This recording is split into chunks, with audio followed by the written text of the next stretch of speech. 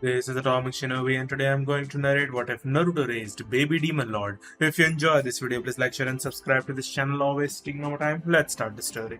When they talked about heroes and leadership, many unskilled civilians thought of the Hokage as a representation of strength and protection. Many people envisioned the title as the ultimate, nearly unachievable goal. Being Hokage was actually much simpler than one might have imagined. Sure, you had to be a skilled ninja and fulfill certain requirements, like being from the village and never having been arrested for treason, but the truth is that many Anbu and respected Junin already fulfilled those requirements. Being willing to become the Hokage was more important than actually becoming the Hokage. Numerous ninja had already realized that assuming the title was a terrible mistake. Sure, they would be the most well-known person in the village and among the most well-known ninja worldwide, but many had grown to enjoy the excitement of carrying out missions for their village, and the Hokage only left the village to perform specific tasks. No more sabotage, spying, information theft, border patrol, assassination contracts, guarding clients, stealth missions, and most importantly, no privacy. In addition to having 4 on the roof, 2 hidden on the balcony, 2 outside his door, 2 inside the room under Genjutsu, and 2 more teams of 10 on call just in case, the Hokage always kept a highly skilled security detail close by when he worked in his office. They were required to keep their boss safe at all times, regardless of whether they could defeat them all on their own. Since the men and women employed as retainers in the house were also trained shinobi, they even patrolled the grounds there. In actuality, the Hokage changed from being an active ninja to a glorified paper pusher. Many people only learned this after being duped into taking the job or accepting it out of obligation, such as the third, who sought to complete the tasks his sensei, the second Hokage, had begun and put an end to the Great War after the second was assassinated. But when he was given the title, he refused to leave the front lines, and that had been during a time of war. As their leader reviewed another stack of reports and requests, Hiruzen Sarutobi moaned as he sat behind the desk. "Why did I ever take this job back?" causing the 2 ANBUs hidden in the room to perspire. "Kami, please, just let something happen to help me escape this torture," he said. "Hokage Sama," said an Anbu messenger who was kneeling on one knee in a cloud of smoke. Knowing that Kami had granted his request, the elderly ninja looked up and mouthed the word, "Thank you," before nodding to the messenger and asking, "Yes? Something has happened to Uzumaki Naruto, sir." "That's not what I meant." Hiruzen glared up at the sky. "Tell me everything. Where is he?" He thought passionately before turning back to the messenger and getting to his feet, almost toppling his chair in the process. "The hospital, sir. There was some kind of strange electrical explosion that blew his apartment to pieces." "What?" he almost cried out, concerned for the young man he loved. "How bad?" "Ah, that's just the thing. He's perfectly okay. But there's something else." This caused the Anbu to pause for a moment. By then, the old man had bowled over the Anbu, running so quickly that he left a trail of dust that settled as he arrived at the hospital and a footprint on the ninja's white animal mask. 10 minutes prior to now, before swinging around and settling back on the couch, Naruto sat in his almost empty apartment and couldn't help but gaze around at his pathetic living room. He had a small couch that he was currently lying on, a stove with only 2 of its 4 burners working, and an old refrigerator, but it was home. His bedroom, which included a bed and a closet, and the bathroom were the only additional rooms. He had been having a rough day. No, he's been having a rough week. In the hopes of passing and becoming a ninja, he got up every morning and went to the academy. But whether he did it or not, he was punished for something every day. He had washed so many windows that the cleaner fumes had him so messed up that he swore his reflection was laughing at him, and he had cleaned so many chalkboards that he had dreams about cleaning the damned things. It was mostly because of the fights he had with people who tried to make fun of him for whatever reason, and even if the teacher witnessed them throw the first punch and he even appeared to be about to defend himself, they blamed him for everything. In his 6 years of school, he had knocked out so many teeth and broken so many children's noses that he could tell the difference between the sounds of cartilage crunching and bone cracking. He's actually become quite skilled at fighting, and only that mutt Kiba Inuzuka still tries to fight him. He was suspended from the academy until the last week, and the mutt was actually the cause of his problems. He was only a month away from the final exam. What if he forced Kiba to swallow his lunch without taking it out of the brown paper bag, broke his arm in 2 places, knocked out 3 of his teeth, and bruised a few ribs? Before claiming that Naruto's mother was most likely a strung-out whore, the jerks had been trying to get him to do something for 2 days. However, he most likely did push it when he retorted that Akamaru was probably his smarter half-brother and that Kiba was the half-breed offspring of an inebriated orgy between Kiba's mother and a pack of Inuzuka ninkin. The fact that the head of the Inuzuka clan was only 20 feet away didn't help. Before he heard a whistling sound and sat up, the 13-year-old covered his face and moaned, "Fuck my life, what's that?" For a brief moment, the noise increased in volume before the ceiling above him burst, scattering splinters and dust. He saw what had crashed through his roof and began to freak out when he saw a man lying there, coughing and waving the clouds away. He had a huge brown mustache that twisted up on both ends, and he was probably 7 feet tall. In addition, he wore a pair of pink shorts and a white shirt with the sleeves rolled up to his shoulders. Naruto exclaimed, "Oh fuck, it's raining men, and gay men at that." He used his couch as a shield and poked the strange man with a stick after he had finally calmed down enough to approach him. "Oi, you alive?" he asked in between pokes. The man didn't answer. Instead, he began to glow before his body broke open, revealing to Naruto a glowing, swirling purple portal inside of him in place of blood, bone, and guts. Suddenly, a tiny figure emerged. "What the fuck?" Naruto gaped as the figure slowly descended to the ground and surveyed the area. A fucking baby was sitting on his floor next to the weird guy who broke open. As it sucked a big golden dummy, it noticed naive green eyes wandering around beneath a mop of green hair on his floor. Then, those green eyes fixed themselves on the blonde. The child said, "Da. Be you," as he crawled over and climbed the couch like a ninja before clinging to his black shirt, which was as nude as the day he was born. The man, who I might add was still split open, sealed himself shut, flipped onto his feet, and then leapt out of his window, breaking it and shouting, "Farewell," before vanishing, adding to the strangeness. For a few moments, Naruto remained stunned as the child crawled around on him, repeatedly saying, "Da. Be you," before becoming irate at being disregarded and breaking down in tears. The room exploded with lighting shooting into the sky as electricity arced around them and the child began to scream, frightening the nearby Anbu team and briefly lighting up the village. Naruto concluded, "And that, old man, is all I know," while he sat in his hospital bed across from the Hokage, a mop of green hair resting against his side and snoring softly. The elderly man blinked. They had learned a great deal in the last hour, but nothing at all. This child appeared out of nowhere, appeared to have chosen Naruto as its father, and would cry whenever someone attempted to remove him from the blonde. The tears would also bring with them a few million volts. "Well, Naruto-kun, I don't know what to say. For some reason you're unable to part with this baby and doing so is dangerous. So I'm going to have to keep him. 3 Anbu are being treated for shocks and burns as we speak." "Pretty much," he said with a curt nod, just as the child woke up and gave a quiet yawn. "Like I said, this child seems to have an affinity for lightning that shows whenever someone tried to take him from you." "Da. Be you," the boy exclaimed, raising his own arm after patting the blonde's side with both. Although Naruto had no idea what the infant wanted, he had a strong instinct that he wanted to be picked up and held in his arms. Hiruzen was taken aback when he held the boy correctly without realizing it.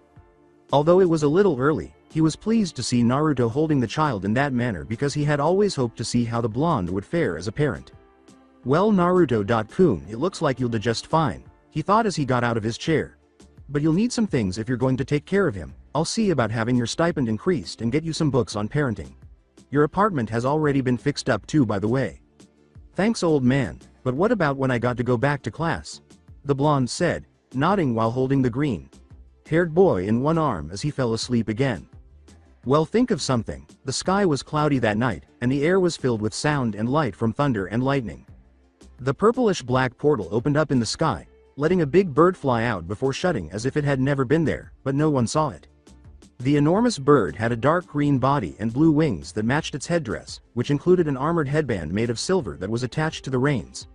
With a matching set of bands around its back legs and another around its enormous tail, a big golden necklace adorned with green stones sat snugly around its neck.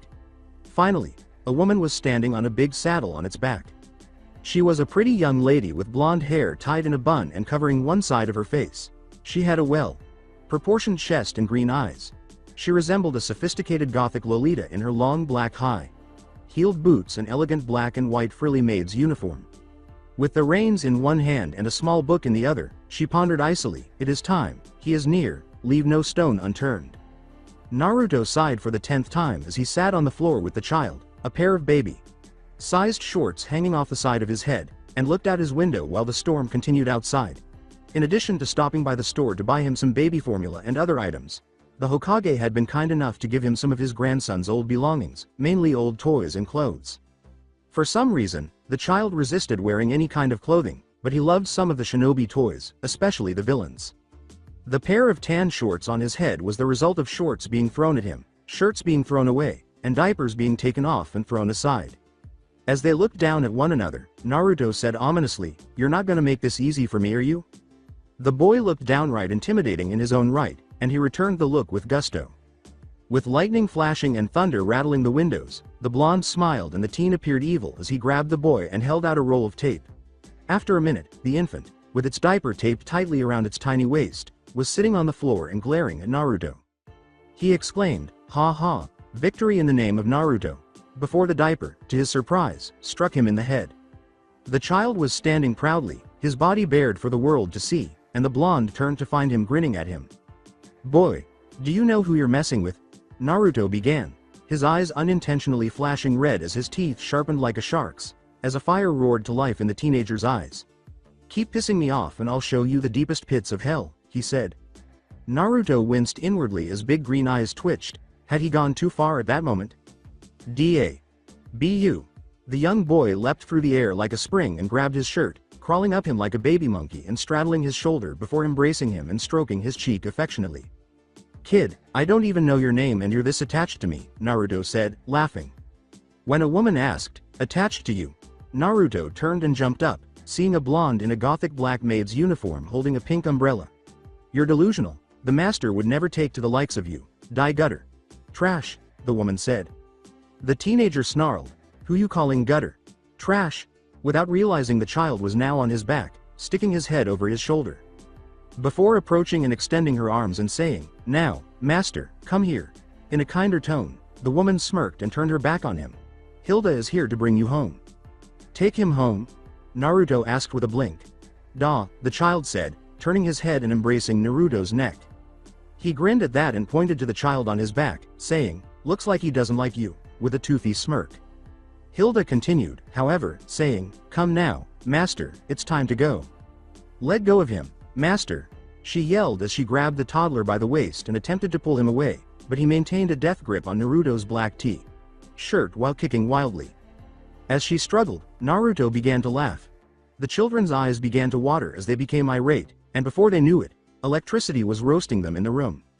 5 minutes later, the child was contentedly seated in Naruto's lap as he sat on the floor across from Hilda at a little table. Wisps of smoke were still floating from his body, and his skin was still slightly tanned from the burns. As the demon Hildegard, the maidservant demon of this infant, the girl said, "I apologize." Blinking, Naruto said, "Demon. And that child is to be the king of we demons," she said, nodding. "Kaiser de Emperana Beelzebub, the fourth, is his name. He is the demon lord, to put it another way." "Demon lord." The blonde teenager repeated, and suddenly the child was sitting on the table while Naruto leapt away. Just as the tiny demon lord baby jumped back into his lap, the teenager calmed himself and sat down again.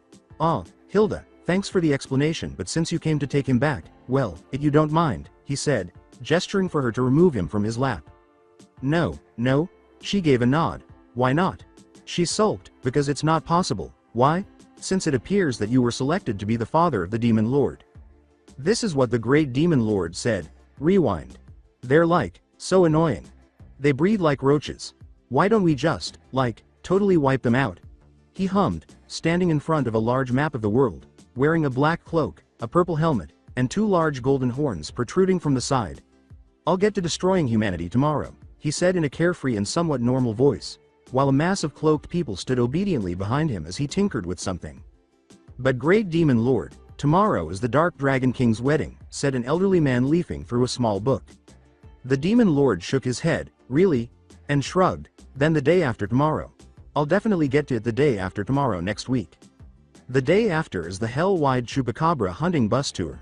"Well, dang, I'm so super busy," the elderly gentleman nodded. "Yes, and after the 10,000-day Mahjong marathon on Demon Isle, and after that is..." "Oh, forget it. I'll have that kid I just had do it." "Hilda," sighed the demon lord. "Yes?" said the demon as he approached with a tray and a glass of purple juice. "Take him to the human world, find some human to raise him, and have him destroy humanity, K?" Flashback end. Hilda concluded, and that's what he said. Naruto sat stunned, perspiration dripping down the back of his head. He mumbled humbly, "The great demon lord seems like he's got a screw loose. I have some here in search of a human suitable to be the young master's parent." After considering everything that had been said, Naruto concluded that this child was a demon lord, the future king, and the cause of humanity's demise. She expected him to assist. He would certainly like to demolish a sizable chunk of Konoha, but the entire planet? Holding the child out to the woman, he stood up and said, "Hell no, take him and leave." "So you refuse? Goodbye now," he said, nodding as the boy waved his arms and shook his head wildly, refusing to part from the teenager. She began, "I see then grinned, "Please die." When she reached for her pink umbrella and pulled the handle, revealing it to be a concealed sword, his eyes widened. By the time she pulled it out and launched her attack, however, Naruto was running out the door and the child was clinging to the back of his shirt, laughing and giggling as it roared over them. Naruto gulped as he skidded to a halt and saw Hilda brandishing her sword on a fence post in front of him. "Give up," she sternly commanded, "running is pointless." She rolled her eyes at him as he ignored her and fled. "Akubaba." She yelled at him to stop again, but Naruto didn't understand what she was saying. However, he soon saw a big demon bird fly through the air above him and land in his path. It lowered its head in his direction and screeched at him. To the surprise of his pursuer and the delight of the brat, he screamed, "Uzumaki kick," and planted his sandaled foot into the bird's metal headband, kicking it out of the way.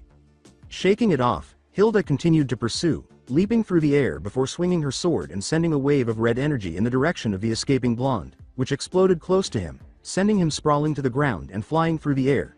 But halfway to the ground, he turned and seized the child, holding him tightly as he fell onto his back. He moaned, "Fuck, that hurt." Then he sat up and froze as Hilda's sword pricked his cheek. "You think you can escape?" she asked sheepishly. "You refuse, despite being chosen by the demon lord. Demons are very picky about contracts, you see." A drop of blood landed on the child's cheek after running down the edge. "Die." When the toddler saw the blade that threatened to kill Naruto, he began to scream and throw a fit, tears streaming down his face. When Hiruzen heard a loud cry, he stopped what he was doing in his office and looked out his window to see a bright light in the distance. The baby screamed because he didn't want Naruto to die, and Naruto screamed because he was essentially in the middle of a huge lightning bolt with the source attached to his chest. Their screams reverberated through the air as a huge orb of lightning engulfed them both. After 30 seconds of screaming, the Hokage appeared with his Anbu and several other frightened ninja. Hiruzen demanded to know what had happened when he saw the woman brandishing the sword. "Master, please don't throw a tantrum," Hilda yelled at the child, ignoring him. "That was a tantrum," the ninjas around them exclaimed. When he saw Naruto in the midst of the electricity, the elderly man became alarmed and sank to his knees while clutching the yelling child. In order to avoid landing on the boy, the blonde teen kept falling, shifting to his side. "Can't something be done?" Hilda nodded her head. "No, when he gets like that, there is no stopping the master. Only his father could calm a crying fit such as this." They turned back to see the two of them as everything became quiet. Holding the green-haired toddler to his chest and gently massaging his hair, Naruto said, "Stop crying like that, son. Everyone will think you're weak." Hilda's mouth dropped open in disbelief as her arms went limp. He stopped. "That's not possible. Even I couldn't stop him from crying like that, but he still does it without even saying a word." The toddler sat on the teen's knee and began wiping the tears from his face, while the smoking blonde sat up with his legs crossed and groaned. "Die, demon." When Naruto looked back, he saw a Junin descending on him brandishing a deadly sword. He closed his eyes for the blow and grabbed the child, moving to shield him with his body. Da. A wave of demonic energy swept over the toddler and the teen, and innocent green eyes snapped open, glowing crimson. The two glared at the assailant with matching eyes as strange symbols appeared in the air in front of them. The man stopped in midair and started to burn as the power pushed him back and killed him. The energy disappeared in a matter of seconds, leaving a crater beneath them.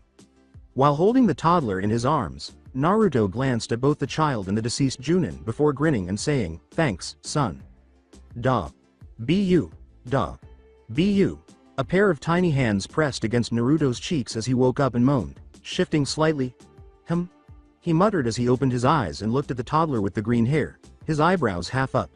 "What's wrong, baby Beal?" he asked. The infant responded with watery eyes and a growling stomach. He yawned, "Hungry?" and then quickly sat up, saying, "No wait, I'll get you some milk."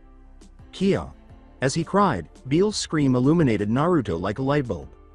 A single blonde spike of his hair smoldered and burned for a moment as the blonde shook and jerked around as the energy flowed through him for a few moments before the child calmed down and the teen twitched on the floor. Just the other day, Naruto was a fairly normal 13-year-old spending his suspension from the ninja academy at home. Now, he was the father of a baby demon lord who would wipe out humanity. Naruto couldn't believe what he had gotten himself into. He glanced over and saw Beal playing with the ninja action figures, eliminating some stuffed animals and a group of good ninjas with the evil ninja. Despite being smarter than a typical toddler, baby Beal appeared to behave like any other child most of the time, making it impossible to tell that he was a demon lord. Despite his inability to speak, he was able to understand others and appeared to be able to communicate with Hilda using his baby talk. In relation to which, "Master, it's milk time." Beal raced to the blonde demon maid who had come over from the stove with a glass bottle of milk. She reframed her attack on Beal after his recent outburst, and she came to terms with the fact that the young master had selected her fellow blonde. They had gone back to the Hokage's apartment after a heated argument about some issues, and he had fainted. Naruto turned to face his right hand, which had developed a tiny red stain during his unconsciousness. He was unsure of how to describe it, but it was small but noticeable and appeared to be a simple tattoo of a tribal fly on the back of his hand, resembling a simple tribal rose. He accepted the baby as his son that night, and Hilda told him that it was a sign of his agreement with Beelzebub. The Zebel spell, as she called it. Like many orphans, he had always wished to have a family. However, who could have predicted that he would become a parent instead of acquiring parents? Hilda even said she was shocked that he agreed to the contract so quickly because she thought he would try to work himself out for a while before giving up on getting away. He reasoned that, as Beal's father, he would be able to influence him and protect the world, but she seemed to be using the whole destroying humanity argument to convince him to resist. Before going to his room to change out of his light blue pajama pants, Naruto stood up, stretched, and rubbed the back of his head. "Well, since you got him handled, I'm gonna go get some ramen," he thought. Hilda continued to feed Beal, saying, "You're connected to the master now. The further you get, the more upset he'll get. I'd stop if I were you." Beal's wide green eyes were beginning to shine as Naruto turned to face him, despite the fact that he was still sipping from the bottle. Aware of what an agitated Beal did, he stepped quickly in their direction and exhaled with relief when the toddler's gaze shifted to the bottle. "You are now connected to the master," she continued after a while. "As you already know, when he cries, the master lets off a powerful wave of electricity, but now that you're connected, if you stray too far from him, you'll be hit with a fatal amount of energy." The idea of being killed for inadvertently moving too far away made him pale. In his imagination, Chibi Naruto entered the Hokage's office and waved to the elderly man, saying, "Hello, old man." Chibi Hiruzen freaked out as he called and took one more step before a lightning bolt struck him, turning him into a pile of dust with blinking blue eyes. "How far?" 15 meters or about 49 feet. Naruto shrugged, calculating in his mind how far it was from his bedroom to Baby Beal. Since his apartment was smaller than that, he was safe. "Wait a minute," he said, suddenly perceiving something. "How the hell am I supposed to go to the academy and be a ninja if I can't get 49 feet away from him?" As though it had been the most straightforward thing in the world, she said, "You'll carry him with you," and Beal nodded in agreement. The sweat from Naruto dropped. "How in the hell could I fight when he's latched to me? It'll be like a giant target saying, 'Here's my weakness. Aim for the kid and I'll be forced to shield him or give up.' Do not talk as if the master will be a burden. If anything, his presence will give you an edge," she said, giving him a cold, blank stare. "Huh? You are contracted to him and bear the royal crest on your hand. It is more than a symbol. In truth, it is a connection between the both of you. As you both grow closer, you will both grow stronger. You are already a powerful person. His choosing of you is proof of that, so this bond will only increase this power." "Huh?" She breathed deeply. "Master chose you for the power he sensed within you, a great power of darkness and anger. Even I have begun to sense it. A great evil power," Naruto thought, twitching, "and it's inside me." He wasn't a fool. He knew what was inside of him. Many things became evident after years of being referred to as the demon brat and being attacked by intoxicated people who yelled about demon foxes and other such things. The child felt the nine-tailed fox was sealed inside him, which is why he was selected. Isn't that the demon brat? What's he doing with the kid? Who's the hottie in the dress? Look at her rack. Why the hell is that baby naked? With his hands in his pockets and Baby Beal clutching the back of his black and orange jacket, Naruto walked down the street, oblivious to everything around him. His bright white little rear end was gleaming in the early afternoon sun. Hilda walked beside him, hiding her thin, straight, bladed sword behind her pink umbrella. Naruto smirked as Hilda asked, leafing through a small book as she went, What is this Ichiraku ramen, again? He raised an enthusiastic fist in response, only the best ramen stand in the world, which the toddler on his back, with a golden pacifier firmly in his mouth, mirrored. Da. As they kept walking, Beale started to act a little spoiled and scuttled up to sit on Naruto's shoulders, pulling on his golden mane of spikes while his tiny feet touched the blonde's scarred cheeks. He grimaced, ow, as the tugging continued for the next few minutes, with the only respite occurring when baby Beale moved to his ears or another spike. Hilda, what's wrong with him? The child growled a little and she looked at him disinterestedly, saying, the master is bored. And most likely a little hungry. What, again? But you just fed him not long ago. I've seen you eat those noodles from those cups, Hilda said. The master is a growing child, besides, as the saying goes, like father, like son. Naruto took a few moments to consider a suitable response before answering, so is this where you nurse him with your... Her umbrella made a loud cracking sound as it struck the top of his skull. Son. While Hilda was feeding Beale a bottle from somewhere, Naruto nodded and finished his third bowl of ramen. After learning that the adorable infant being fed by the other blonde was Naruto's son, Ayame gazed at him in disbelief. Her father, Tucci, had the same expression as he gazed with his mouth agape from the small window that connected the kitchen to the front. Is little Naruto Chan a dad? If the child were like his old man, he would quickly be consuming 20 bowls of ramen for every meal, the elderly ramen chief thought as he pictured the money he would earn. Are you sure that, why don't you know, he's your son? Ayame asked, unable to control herself. Hilda laughed. Of course he is, after all, he was the only one capable of doing all that he did. She was referring to connecting with the master, of course. However, in Ayame's imagination, Chibi Hilda smirked from beneath his bed's blankets and blew a kiss to the boy, while Chibi Naruto was smiling in his orange boxers. He was very surprising. I don't think that anyone could have lasted as long as he did without killing over. The blonde woman mentioned Naruto's electrocution that evening when she attempted to murder him once more. Although Chibi Hilda's blonde hair was spread out and she sighed in a orgasmic haze while lying on his chest, Chibi Naruto was laughing as he lay beneath the blankets with Ayame and her father. There was a chalkboard behind them with chalk tally marks all over it.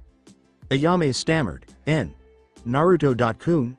Is that true? With a shrug, he said, very much. The old man fainted, and there was a loud clattering sound from the kitchen. Naruto looked after baby Beale during those 2 days, feeding him and carrying him around. As he walked the streets, he didn't give a damn about what people thought of him, but he had altered the perceptions of many by being the epitome of a father. However, the toddler became increasingly fussy every day, yanking the teen's hair, nose, ears, eyebrows, and so on. To make things worse, Hilda disappeared for the day. What a time for Hilda to disappear. I've tried feeding, burping, you're not wet, thanked Cammy, and you can't talk so you can't tell me what's wrong, he complained as he crossed a bridge that crossed a small stream, his face contorted as Beale tugged on his cheeks with a tiny tick mark on his head. What's got you in such a fuss? He asked, reaching up to grab Beale and lifting him off his shoulders and holding him at arm's length. The baby started to kick and punch like a real fighter, but he still made his typical baby noises. Oh, I get it, you're full of energy and want to fight something. Duh. With baby Beale seated in front of him on the grass a short distance from the bridge, Naruto pondered, who or what could you fight, as he considered his options. Adults weren't there, and who would fight a toddler? Well, no, there are plenty of drunks who believed it was acceptable to attack him when he was young. Maybe another child.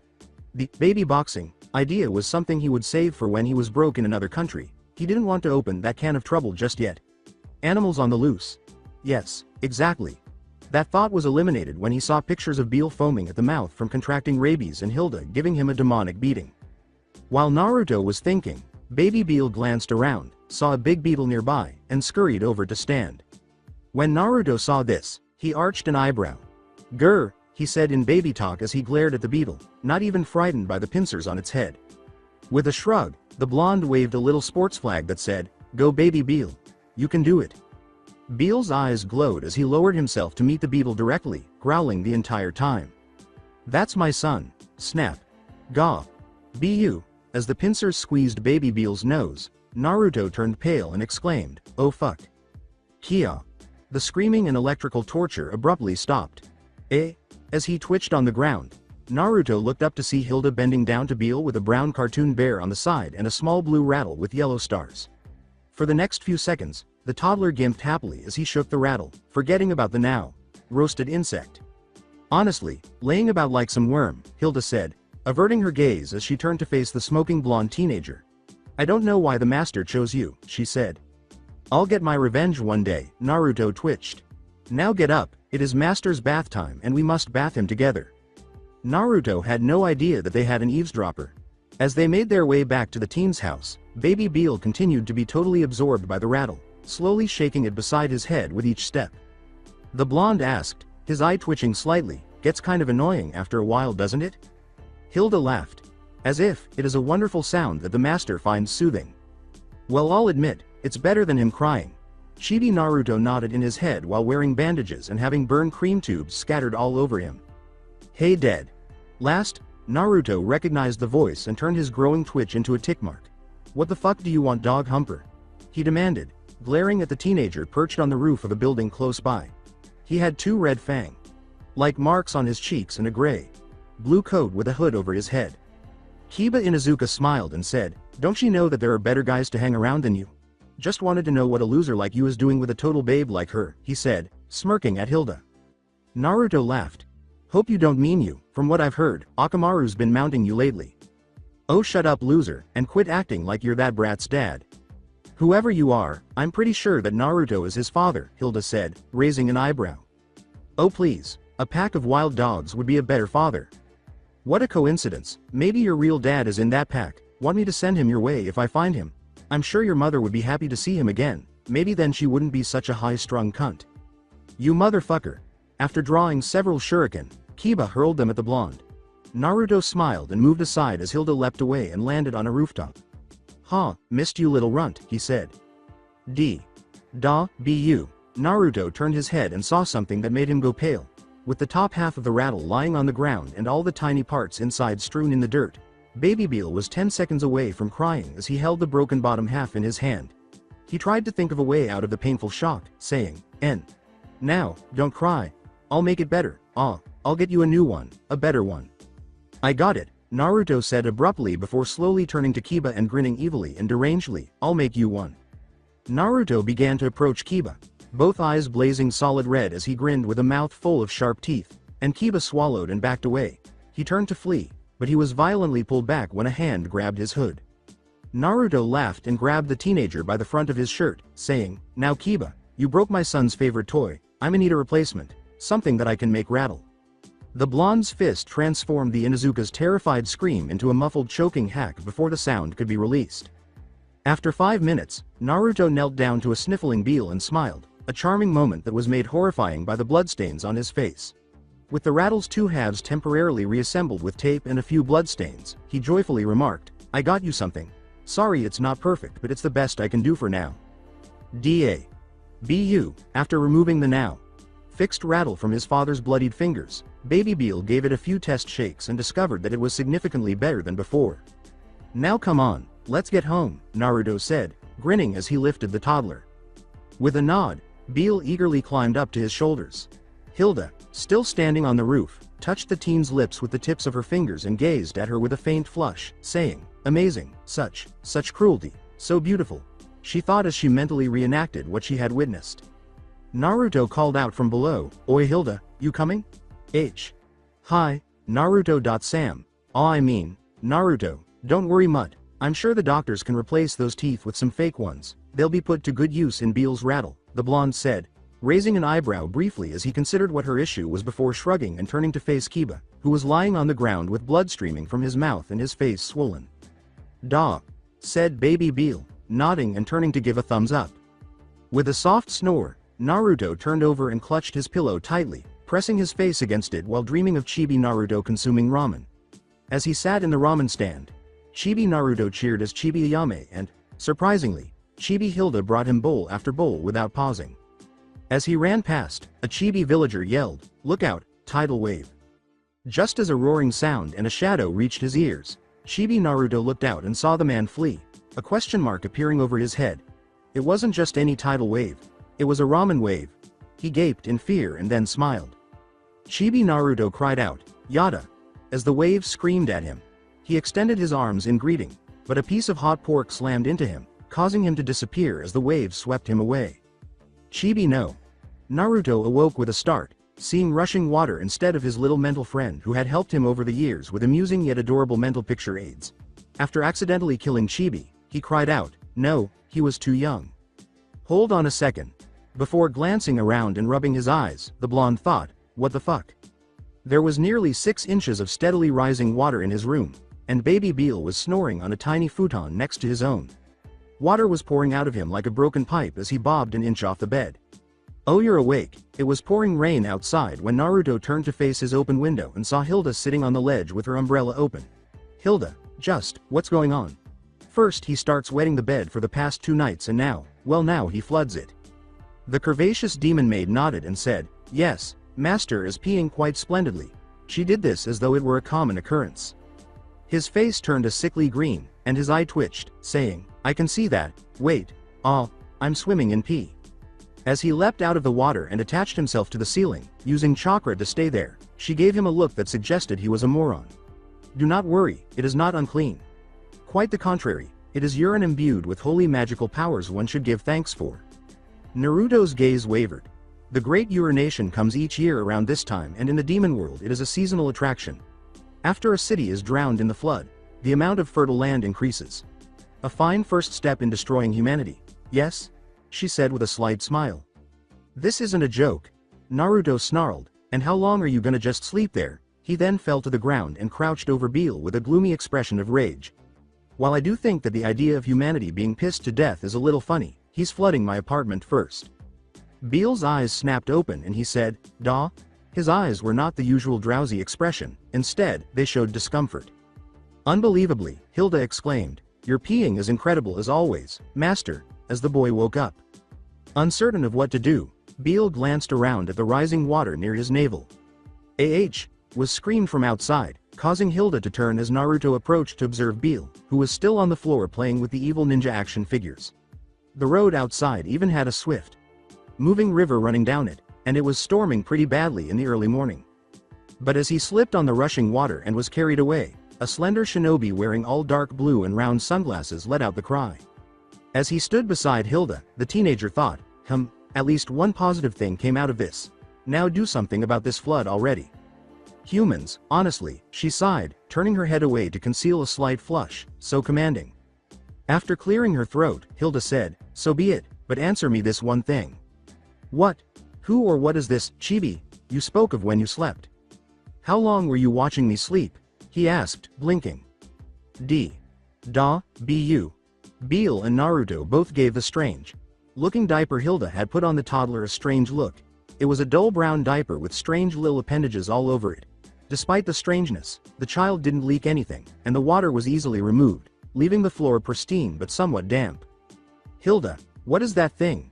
It is an item from the demon world which temporarily sends his pee into an alternate dimension. It is called Peebigon. The teenager looked up. You're joking, you know what? It doesn't matter, at least this way Konoha can continue to be the village hidden in the leaves and not the village hidden beneath an ocean of piss. He sighed. No, it will flood. Then he deadpanned, figures. Although it is an alternate dimension, it is not infinite, it will only last a few hours. What, can't we just replace it? You know, put another one on him when that one's finished. Can't you people just accept your fate? You should be spending this time deciding which city to drown and… Hilda trailed off, observing the man's dark aura, his shadowed eyes, and his twitching off and on for a few seconds as the muscles in his arms tightened. She shook her head in frustration and gave him a frustrated look. Just shut it, okay, baby Beal's calmed down for now but the dam is gonna burst at any time. Naruto thought, keeping his eyes closed, I tend to like my home above sea level and if you're not gonna help me keep it that way then I'll find a way to handle it myself since I can't depend on you for any help on this. He felt his anger rising as her attitude began to irritate him. Hilda was left alone with an odd sensation in her chest as Naruto turned and approached baby Beal. He held out his hand to the child, who accepted it and allowed the teenager to lift him up and carry him out into the living room and out the front door. Naruto pondered, I'm not sure what to do kid, as Beal landed on his head as he strolled down Main Street with an umbrella covering both of them. He didn't bother changing before leaving, still wearing the orange shorts and black shirt he had begun sleeping in following the first bedwetting incident. Bu. He rubbed his face and sighed, saying, maybe I should go get something to eat and think about it. I'm sure Ayame has some milk or yogurt you can have. When he thought about ramen, he remembered Chibi Naruto, who was holding up a sign that read, "I'm back bitches," and was morbidly obese from eating the entire wave that carried him away. Then he had visions of the baby Beal dam exploding, which caused Chibi Naruto to yell and turn the sign so that it read, "Fucked," just before he was carried away by another wave. Going to the old man would only lead to trouble for everyone, so he didn't want to do that. As he passed, a man sneered, "Hey demon brat, where'd you steal that kid from?" Naruto, who wasn't really paying attention, punched him in the mouth, sending him into a wall where his head protruded. The man remained there for some time before someone came to his aid because there weren't many people out today. As he proceeded to the ramen stand, he discovered it closed and posted a notice blaming the bad weather and flood warning. "Fuck it all," he swore, "I'm not having a good day." Naruto. He turned to see Hilda standing on Akubaba's back, holding out her hand and saying, "Grab on, we'll fly to the ocean." With Beal in his lap and Naruto sitting on the back of the demon bird, still urinating like a fire hose, Hilda was at a loss for what to think as they flew over the ocean. She believed that her master's happiness and safety were the only things that mattered, regardless of whether a village drowned or was completely destroyed by a plague. She had the weirdest feeling when the man said he couldn't rely on her. It was like he was piercing her heart with a blade and twisting it with every second that went by. Unfazed by the additional passengers, Akubaba made a sound as he flapped his wings a couple of times before gliding over the water. Naruto muttered to the woman behind him, "Should have just done this in the first place," ignoring her flushed face as she focused on holding Beal, who was excited and flapping his arms as they flew. She retorted, "Silence, or I'll push you off." She then closed her eyes and smiled slightly before reflecting, "Great Demon Lord. I do not understand this man. But it might have been too soon to make a decision. He's not what I expected, and I feel weird on the inside." An average-sized man with a scar across his nose and a brown ponytail sat behind a desk in his empty classroom at the academy, marking papers. While some of the other teachers dressed more civilianly for work, he took pride in wearing his forehead protector around his head and dressed in the typical Konoha shinobi uniform. His dark brown eyes widened as he looked away from the paper he was grading and toward a small desk calendar by the corner. After hunching over the desk for so long, the Chunin popped his back and sat up straighter, muttering, "Already? Time sure does fly by." He wrote a brief note reminding himself that the final test was in a week, along with the next date. However, beneath that, he also wrote a note not long ago indicating that day would be the return of one of his favorite students. A fellow Chunin teacher for a different class stopped by his door and said, "Hey Iruka, another late night of grading papers?" The individual replied, "Yeah, trying to catch up with the grades before we start reviewing." "Oh yeah, that's right, you got the final exams coming up, don't you?" He gave another nod. Leaning against the doorframe and crossing her arms, she added, "I heard that the Uzumaki kid is coming back soon. I feel sorry for you." "He's not that bad," he grumbled, "it's just that no one will give him a chance with him being, you know." She nodded. "No, Okami, no, I didn't mean it like that. I mean that he's been gone for over 2 weeks and yet we haven't heard about one of his usual pranks." Iruka's face went completely white as she froze. Even though Naruto had been pulling fewer practical jokes in the past, the ones he did pull were typically so large scale that the entire village was talking about them shortly after. They had also become unusual, if not downright nasty. He missed the days when it was just an eraser on a door or a whoopee cushion. Every week, Naruto seemed to improve his art, to the point where Anbu would block off the space to examine what teetered on the edge of an intricate prank and an S-rank trap at the master level. An intricately positioned tripwire that, when tripped, revealed a concealed panel in the wall where a loaded bow hurled an arrow into the victim's head was one of the last few he'd had the honor of seeing but avoiding. Naruto could have replaced the big boxing glove with a regular pointed tip if he had been sincere. The woman's words, greeting another man as he entered, snapped him out of his reverie. Mizuki, a fellow educator and childhood friend, occasionally assisted him with the class. He said, "Hey, did you two hear?" which caused them to shake their heads and inquire as to what he meant. "I just heard not too long ago, it seems that Naruto's been keeping a secret from everyone." As expected, Iruka and the woman gave him a, "Well, look. It would seem that your student is, what is it already?" Iruka asked, his eyes twitching as if Mizuki was having fun playing tricks on him. "Naruto is a father." A hush fell. Iruka and the woman both gaped at the man before she laughed and said, "Good one, Mizuki. You had us going there for a minute." "I'm not joking, I've heard that Naruto's been seen walking around for the past few days taking care of a kid." The Chunin with white hair clarified, "I've also heard that he's married to the mother of his child, a beautiful older green-eyed blonde brick house." The woman laughed and said, "Mizuki, I thought you were older than that. I'm listening to gossip in. Wait. Where's Iruka? They turned to see the man foaming at the mouth, lying on the floor behind his desk, muttering something about his student getting married, getting a girl, and having children before he could have either of them. So wait, Naruto said, gesturing to Hilda to allow him to continue. So you're saying that you were Beel's mother here in the human world? He asked.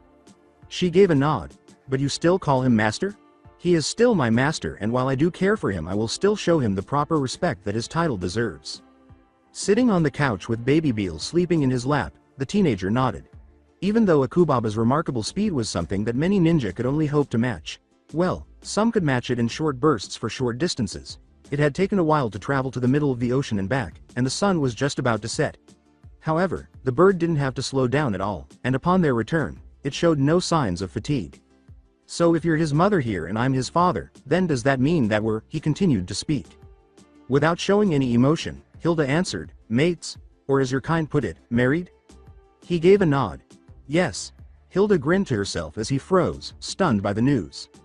They weren't exactly mated or married, but she hadn't lied outright either. It was more of a symbolic act, a pre-engagement. Engagement, if you will, to accept the young master as their child. In the end, she reasoned that what he didn't know wouldn't harm him because it would be better for the master's development if she remained the mother figure, and the prospect of becoming this human's mate made her heart skip a beat. So you mean to tell me that even if I was in a relationship with someone else, I'd have to break up with him because I'd be married or mated to you? The man asked, emerging from his reverie.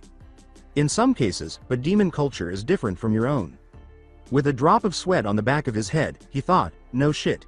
He recalled the first time they had ever sat down to dinner together in the apartment, only to have Beel and Hilda begin dancing. Since baby Beel was royalty and the dance was regarded as a blessing that had to be performed during dinner, especially at home. Rituals were very important to demon royalty. Hilda only did it to save Beel from having to do it by himself. Humans see marriage as a sacred bond between two people, and we demons share that belief, but depending on a mutual agreement, some demons have been allowed to take multiple mates, both the male and female. Luckily for you, I would not mind sharing a bed with another so long as it does not interfere with raising the master. Hilda woke baby Beel up a short while later and asked Naruto to help bathe him. Even though he had previously assisted her in bathing the fussy brat, this time he felt that they were mates, so she took off her dress and demanded that they all take a family-style bath. Despite his initial embarrassment, he was unable to turn his gaze away from her. Fortunately, his stiffness was concealed by the bubbles in the tub. Unfortunately, the tub was small, with barely enough space for them all. However, he was able to keep himself from mounting her from behind and having another child, as well as from revealing his arousal and embarrassing himself. If he simply mounted the boy's mother and rode off while she was doing his hair, what sort of father would he be to Beel? He was even more embarrassed to discover that she had worn a thin nightgown to bed and had somehow arranged another futon next to his without his knowledge. Kami assists him. However, he had class tomorrow, so at least he would have some time away from this sexual torture. Nara, Shikamaru, troublesome, here. Uchiha, Sasuke, HN, Uzumaki, Naruto. Naruto? Iruka asked, looking up from his attendance book and around. Choji remarked, I don't think he came to school today, as Shikamaru had already fallen back asleep. Naturally, Naruto would skip class on a review day. It wasn't as if he had an exam or anything. The Chunin's eye twitched. Note the irony. However, he was at least aware of what he believed to be the cause of Naruto's absence from class. He never would have imagined that he had begun skipping to take care of his own child. He simply assumed that the boy skipped to play tricks on people or eat ramen. Why does he even bother? Sakura asked. It's not like he's going to pass anyway. Ba, ak. Da. Bu, da. When they heard the odd sound, which gradually grew louder as footsteps could be heard beneath the commotion, everyone turned to face the door. As he got closer to the door, the voice they all recognized as Naruto asked, What's got you so worked up? It's just the academy, nothing to get excited or sing about, he said. Da. Bu, well, we'll see how long that lasts. There was no one else in the village with spiked hair like the silhouette at the door. Iruka turned to scold him for being late as he opened the door, but she froze. Naruto was standing there holding a baby on his head. The baby was naked, had green eyes and hair, and was holding a golden pacifier. The entire class froze, gaping at the blonde in disbelief. Naruto pondered as if nothing unusual had happened, then pointed up at baby Beel and said, This little guy was being fussy, so I had to fix him a bottle right quick. Sorry about being late, sensei. Raising an eyebrow, Naruto said, "What's up with the looks? You act like this is the first time I've ever been late to class."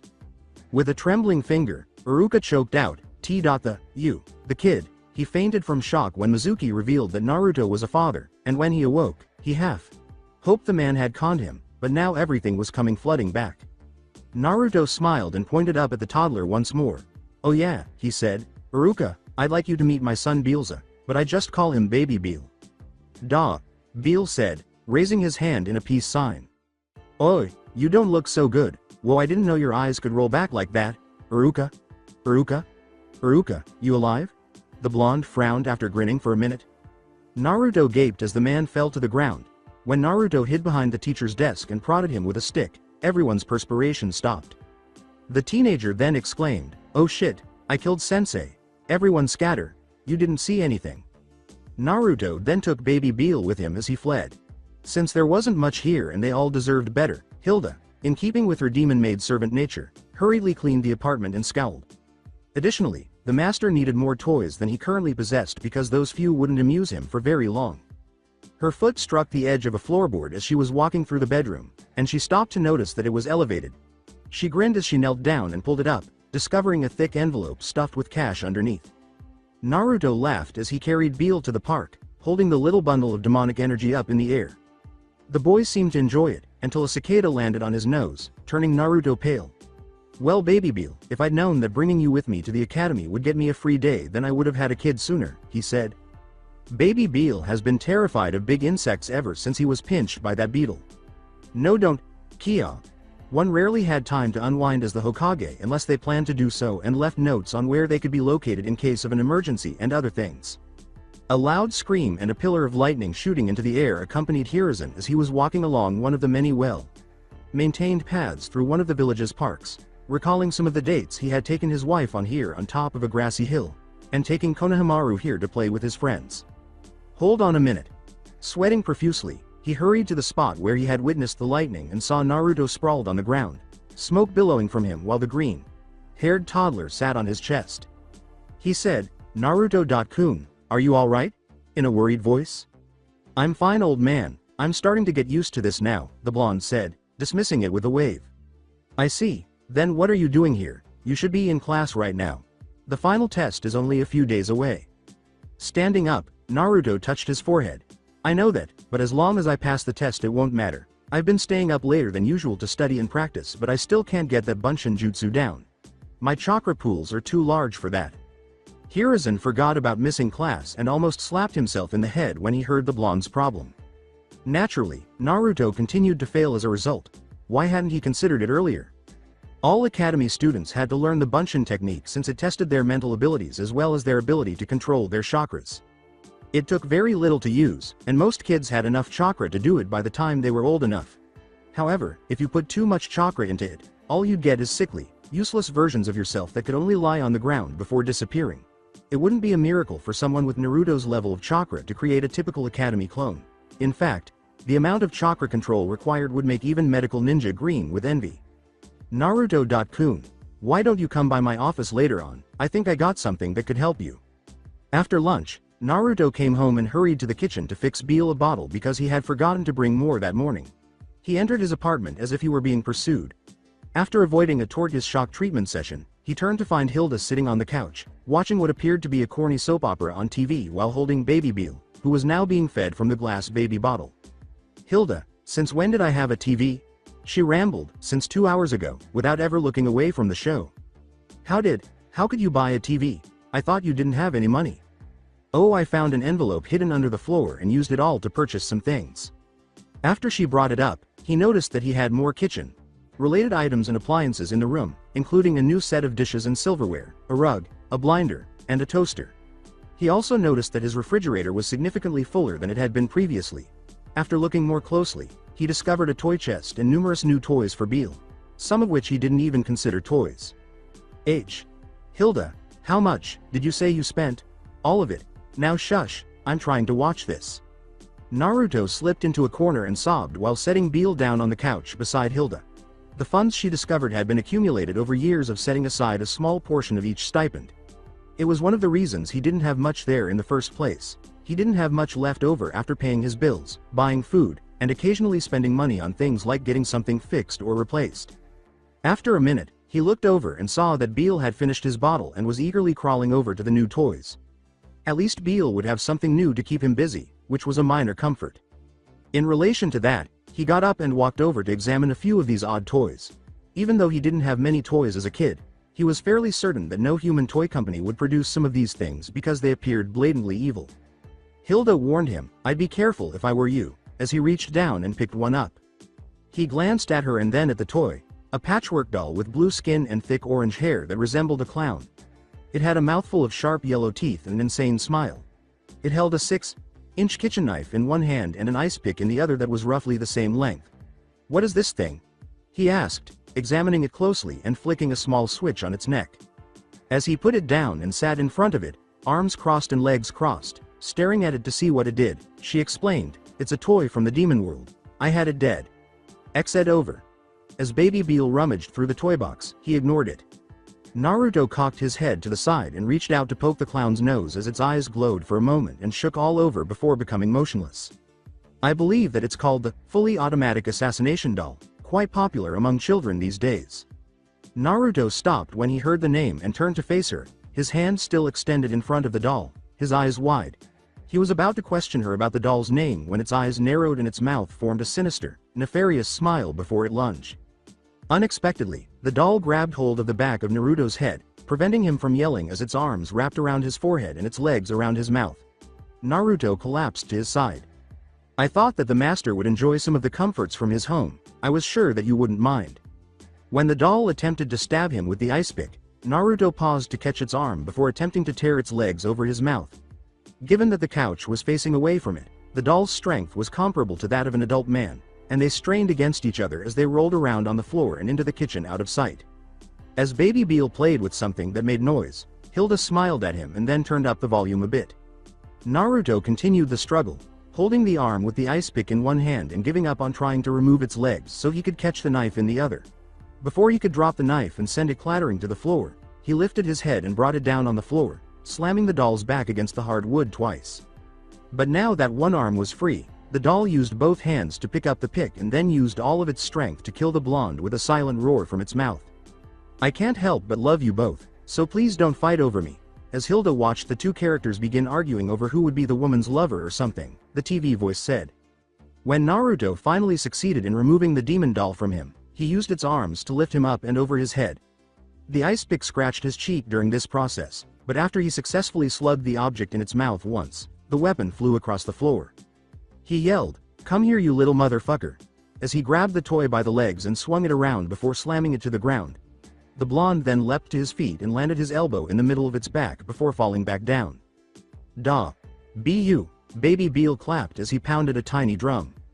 As the doll attempted to escape the vice grip he had on the back of its patchwork garments, Naruto snarled out, holding the small object down and shutting the refrigerator door. "You, slam. Don't, slam. Fuck, slam. With, slam. Me." Even if he had bothered to look, he would have noticed that the doll was crying. However, he picked it up and gave it a violent shake before opening his freezer door and tossing it in. After slamming the door shut, Naruto tied it shut with a full spool of ninja wire, then he leaned on it and sighed. Hilda raised an eyebrow at him and asked, "What's your problem?" as the blonde fell onto the couch beside her when he returned. "I don't want to talk about it." With a shrug, she returned to the show. 10 minutes later, Naruto opened his eyes to see a mop of green hair as Beale climbed into his lap. He had no idea how the boy managed to do that while holding a book in both hands. "Da. Bu," said Baby Beale, extending the book to him. Looking at the title, Naruto read, "Magical Beasts of the Demon World, the pop-up edition." "Want me to read you a story?" Naruto asked, raising an eyebrow as he looked at the young child. "Da." The boy nodded. Since it was a pop-up book, he calmed down and steeled himself after initially being a little afraid. I mean, he had just fought what he believed to be a harmless but strange doll. "Alright, let's see." He turned to the first page of the book after discovering a creature known as a tentacle beast, but before he knew it, the page glowed and a slimy green tentacle emerged, trying to draw him into the book by wrapping itself around his head. As Baby Beale giggled, he screamed, "Ah, help, it's trying to eat my head," and kicked his legs wildly. "Stop being so loud, I'm trying to see what happens next, Hilda said, her eyes twitching before she swung her umbrella, knocking Naruto in the back of the head and sending the book across the room where it closed on its own. Hilda watched her fellow blonde get ready to leave for the academy while standing in the center of the living room with baby Beal in her arms. He was currently strapping on a brown leather pouch containing sharp knives after bandaging the middle of his thigh on the outside of his pants. On his belt, Naruto also had a bigger pouch that was stuffed with additional items. As he adjusted his sandals, she thought, perhaps I should come too. This academy thing is really dull, from what you say, and I wouldn't want to put the master through that. I could amuse him in the meantime. No, it'll be fine today, Naruto replied with a slight yawn. Today is taijutsu review and a sparring day. If nothing else, then baby Beal will enjoy watching as a bunch of kids beat the hell out of each other. Duh. The boy in her arms nodded wisely. It'll also give us a chance to strengthen the Zebelspells bond, right? Hilda gave a soft nod. Yes, as I told you before, as the master's parent, you are a vessel for his power. The bond will grow with the more opponents you defeat along with the mark. The teenager looked at the mark on his hand. He hadn't noticed it before, but ever since he knocked out that villager and beat Kiba to within an inch of his life, smaller marks had started to appear near his wrist and had grown slightly. He hadn't noticed it until Hilda congratulated him on the admittedly minor achievement. I've noticed that I do feel stronger than before, Naruto said, allowing baby Beal to crawl over him and grip the back of his coat. Faster too, is this part of the bond? He asked as he sat up and extended his hands for her to hand baby Beal over. Yes. The master's power is bettering your physical condition, making you faster and stronger than you already were. It is a way to ensure that the one the master chooses always has an edge to better protect him. Naruto clenched his fist, causing his arm muscles to slightly bulge as he slid his orange sleeve up. He had always made an effort to keep in shape, and the fact that he began to appear capable of handling himself in a fight was one of the primary reasons the villagers stopped attacking him. Attacking a scrawny little brat was one thing, but attacking one who had the strength to defend themselves caused them to pause and consider their options. Although he wasn't torn, he was able to remove his shirt and feel comfortable being in public without feeling self-conscious. Here then, when Hilda's voice interrupted his reverie, he saw that she was carrying a messenger bag. What's this? He asked, taking it and peering inside. It is master's food. Remember that you are to feed him 5 times a day. Don't forget it. Don't worry, I know how to do this, he said with a nod. She went on, good, now there is 3 portions here, before he said, chuckling slightly. Milk those udders of yours? Before Naruto found himself sitting there with a big lump on the side of his head that smoked and glowed red, her eyes narrowed. She simpered, one hand on her hip and the other clutching her umbrella. It is powdered milk fit for royalty. So what, are your boobs all dried up? Thunk. As Beal laughed on his back, Naruto twitched, feeling another lump on the opposite side of his head. As though unaffected by his remarks, she went on, listen up, adding, the mild should be the temperature of a wyvern's underarm that lives on Madolch Lake in the demon world. She rolled her eyes at his demand, how the hell should I know something like that? Honestly, I got that pop-up monster book for a reason. If you had read that, then you would know that the temperature of such thing is equal to what you know as room temperature. Why didn't you just say that in the first place? She turned away from him and sulked, you would have known if you had read the book. The thought of reading that damned book again made Naruto perspire. He had actually taken it, tied it up with wire, and thrown it up on his closet's top shelf. He began doing the same with the other Demon World toys, but everything else appeared harmless enough in comparison to that book and the doll, which was still stuck in his freezer. He stood up and shook his head, letting the strap fall across his chest and back and land at his hip. Whatever, I'm heading to class, just don't do something like unleash a horde of flesh-eating cockroaches or anything while I'm gone, please. Naruto, Iruka began, glancing at the blonde seated close to the window. Surprisingly, Naruto was the first person there, and yes, he still had his son with him, because it was still a little early and class hadn't started. Naively, the blonde replied, yes Iruka, sensei? Don't, yes Iruka. Sensei, me, you know what I'm about to ask.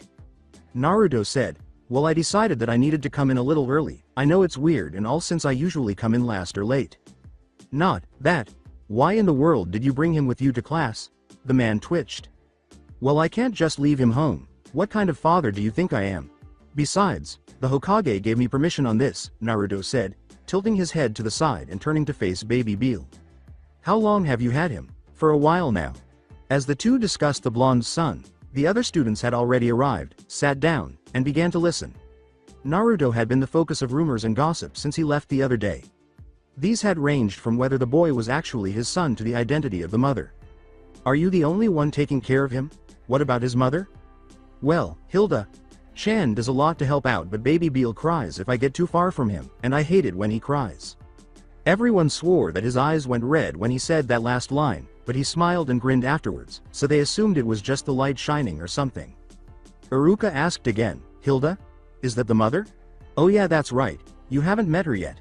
Yeah, she's baby Beal's mother and my wife. That single word reverberated throughout the room like an explosion. In shock, everyone exclaimed, wife? With an odd expression on her face, the blonde said, y'all didn't know? I thought that Kiba would have told everyone by now. Kiba hasn't been to class the past few days. With a sly laugh, Naruto reflected, oh yeah, I forgot about that. Huh? As he tickled the toddler seated on the desk, he reflected, a while back, I was walking with Hilda and baby Beal. He said some things and attacked me. With Beal still on my back, might I add. Anyway, he threw some shuriken at us and ended up breaking baby Beal's favorite rattle. The girls in class awed at them. I hate it when he cries, and that rattle was one of the only ways to calm him down. So I beat Kiba up and knocked out every tooth in his mouth. Isn't that right, baby Beal? Duh. Bu. They had visions of Kiba being viscerally attacked by Naruto while the young child nearby giggled. However, the bell rang to begin the day's classes before anyone else could speak. Before you knew it, the whole class was outside on a patch of grass that the older classes used for sparring. However, there was a tiny dirt circle in the middle that had been constructed as a fighting ring for 2 people. The academy playground was a short distance away. It was divided from the field by a chain-link fence, which prevented the younger students from getting lost or wandering off, as well as from approaching and potentially getting hurt by the older students. Iruka had the other students back off while she paired 2 girls for a spar. While most people waited to watch from a short distance from the ring, some people left to wait for a call. As the toddler crawled up to sit on his head, eager to watch the fight, Naruto sighed and thought, well, baby Beal, looks like we got to wait for a good fight. Trust me, these girls aren't worth watching. They'd rather spend their time doing hair and looking pretty than practice, Naruto said. After quickly realizing that Naruto was correct, Beal crawled back down with a dejected expression. The teenager saw the expression and said, don't worry, it will get better soon. He moved away from everyone and took baby Beal in his arms, allowing the toddler to sit in his lap while he sat down and leaned against a tree. Naruto was being watched by many eyes a short distance away. As she engaged in gossip with a group of other girls, including Sakura, her rival fangirl for Uchiha Sasuke, Ino Yamanaka whispered, I can't believe that Naruto's got a kid. They watched and discussed this recent development. Sakura looked at the two and sneered, yeah, I know right. Who'd want to have one with an idiot like him? Another girl nodded. I don't know about him being an idiot anymore, she said with an unsure tone. My big sister had a baby when she was in school a few years ago. She went from straight A's to nearly failing because of it. He looks like he takes being a dad serious, so he probably skipped class and never studied because he wanted to take care of his son. But he's always been an immature idiot, the girl with the pink hair countered. Ino glanced at her. Sakura were still young, of course he was immature, but think back, he's been getting more serious about things for a while now. He's even stopped calling you Sakura. Chan, actually, he barely even looks at you anymore now that I think about it. Well, he did say that he was married now, added another gossip. Hey, that's right. Hinata shuddered as she watched Naruto play with Beal from around a tree. For a very long time, she had a crush on him. She would occasionally follow him around and watch him from the corner of her eye when they were in the same room. She had wanted to tell him how she felt and confess to him, but she had never had the courage, fainting whenever he approached her or fleeing when he did. Naruto-kun is married, an adorable son too. She cried to herself in her mind as she tore out her hair. Her hopes were dashed. A faceless woman and a naked green-haired baby with matching eyes have replaced the images of her wedding with Naruto, the cute blonde baby with blue eyes, and more. She could at least keep dreaming if only his son had his blonde, blue-eyed appearance. All she could see at this point was a contented green-haired, green-eyed woman holding Naruto's son, who had his arm wrapped around her. The only similarity between Naruto and her ideal child was that both had the same spiky mop of hair. Hinata, it's your turn. Iruka interrupted her reverie with a call. Oh. Okay, sensei. As the pitiful battle came to an end, Beal sat on Naruto's lap with his hands in his lap and slowly snarled. Da. Bu. With narrowed green eyes. Naruto, hunched forward with his legs crossed and a hand on each knee, had the same expression. Then he growled back, I know, want to color? Da. Said baby Beal. brightening instantly. "Here you go, have it," Naruto said, smiling, reaching into the messenger bag and taking out a box of crayons and a coloring book he had brought from home because he had anticipated this issue. Naruto grimaced as he watched the image that Baby Beal began coloring, or rather, scrawling all over. Together with the crayons, it was arguably the least dangerous toy Hilda had purchased from Demon World, but instead of cartoon images of trees, smiling suns, flowers, and animals, it was more akin to a cartoon Halloween hell on steroids. Although it had names like red, green, and black, it also had another name beneath the first: spilt blood for red, snot for green, and charred bones for black. The crayons themselves were normal, but the names were different. "HN, since when do you have a son?" Sasuke was standing there with his arms crossed when Naruto looked over while Baby Beal was busy coloring a demon dog attacking a demon cat. "Since when did you care?" he asked, without missing a beat. "I don't." "Then why bother asking if you don't? Just answer me already," the brunette laughed. "Do I really have to explain where babies come from? Well, I guess I could get a hot dog and donut for a visual aid, or you could ask one of your fangirls. I'm sure they'd love to show you how to make a son." "Why'd I even bother asking?" Sasuke muttered as he closed his eyes and turned to leave. It was the boys' turn after the girls had all finished their matches. Beal had watched a couple of the better matches, but he ignored the others and returned to coloring. After some time, Iruka finally called for Sasuke and Naruto to emerge. Naruto didn't have a smirk on his face like Sasuke did. Iruka exclaimed, "Naruto," as everyone turned to look. He shouted back, "Oi, I'm a little fucking busy right now." When they all turned to look, they discovered him sitting with a portable metal teapot that had just begun to steam from the spout being heated by a small burner. A glass milk bottle with its logo sat next to a powdered milk object in front of him that had a smiling mouth full of sharp teeth. Sitting in his lap, Baby Beal watched the blonde's hands like a hawk while he waited for his bottle. Sasuke said, "Hurry up, Dobi. I'll make this quick." "I said I'm busy. He's hungry and if I don't feed him he'll cry. And if he cries you'll all regret it," the blonde said, glaring up at him after adding a scoop of the powder to the bottle. Both father and son were giving them ominous looks before returning to their work. Naruto filled the bottle with the hot water, put the top on, and gave it a good shake. As Naruto finished shaking it and putting it to his cheek, everyone watched in awe. This was something new, as he transformed from a violent teenager to a loving father in a matter of seconds. As Sasuke demanded, "Are you done yet?" With his eyes twitching, Naruto retorted, "Do I look like I'm done? I have to wait for it to cool first. What'll I do if it burns him?" There was a tense silence in the clearing. Naruto grinned and said, "Okay, here you go Baby Beal," before giving him the bottle and settling him on the grass. "Now be good for the clone while I'm gone. I gotta kick the taste out of the bastard's mouth, okay?" Naruto said, forming a hand seal and calling forth a shadow clone while patting the toddler on the head. "Da. Be you," Sakura yelled, "Idiot, Bunshins can't touch things," in an attempt to make him appear foolish. But she ended up looking foolish herself when the clone picked up Baby Beal and touched him, allowing him to observe while he ate. Naruto popped the bones in his neck as he entered the dirt ring. "I'm gonna enjoy making you squeal while I beat you," he hissed, causing everyone in the vicinity to blink in surprise. He was displaying a darker side. He had never sounded so malevolent before. This proves that a father caring for his child was not tampered with. Sasuke retorted, "Yeah right, remind yourself of that." Iruka began the sparring match contemplating whether he had made the right decision in pairing these two. While Naruto remained motionless, Sasuke began to move forward. "I'll end it quick," he grinned before delivering the first blow to Naruto's face. The rest of the students blinked as flesh and bone collided. "Squeal," Naruto said, smiling and flashing his pointed teeth as he caught it with his left hand. The Uchiha dropped to his knees after blinking. His hand was crushed in an ungodly grip, grabbing at his wrist. He actually let out a cry before being struck in the face by a strong right hook that knocked him to the ground. As he stood, the other teenager growled in mockery. "Come on Uchiha, don't tell me that's all you got," he said. Naruto told him, "Come on and I'll even let you get a free hit," while smiling and patting his cheek. Sasuke, furious that he was being made fun of, attempted to strike the teenager in a fit of rage, but he stumbled when Naruto leaned aside, opening the way for a blow. With a shout of, "Burying punch," Naruto lowered his fist and punched Sasuke in the back of the head so forcefully that his entire head fell to the ground, only pausing when his shoulders hit the ground. As Sasuke's body went limp, Naruto thought icily, "Ha ha ha, I can't believe you fell for that. Not so full of yourself anymore, eh?" he asked. Naruto picked himself up and left, leaving Ino speechless. I don't believe it," she said. Sakura muttered that Naruto must have cheated in some way. As Iruka watched Naruto pick up his son, he thought, Naruto, you've really grown. Sasuke busting Naruto's nose 2 minutes into their first sparring match a few years ago seemed like it happened yesterday, and now he finally got his revenge as he had promised. He was amazed at how much he had changed and improved. After witnessing Naruto force Sasuke to mimic an ostrich, Hiruzen cried, "My Kami.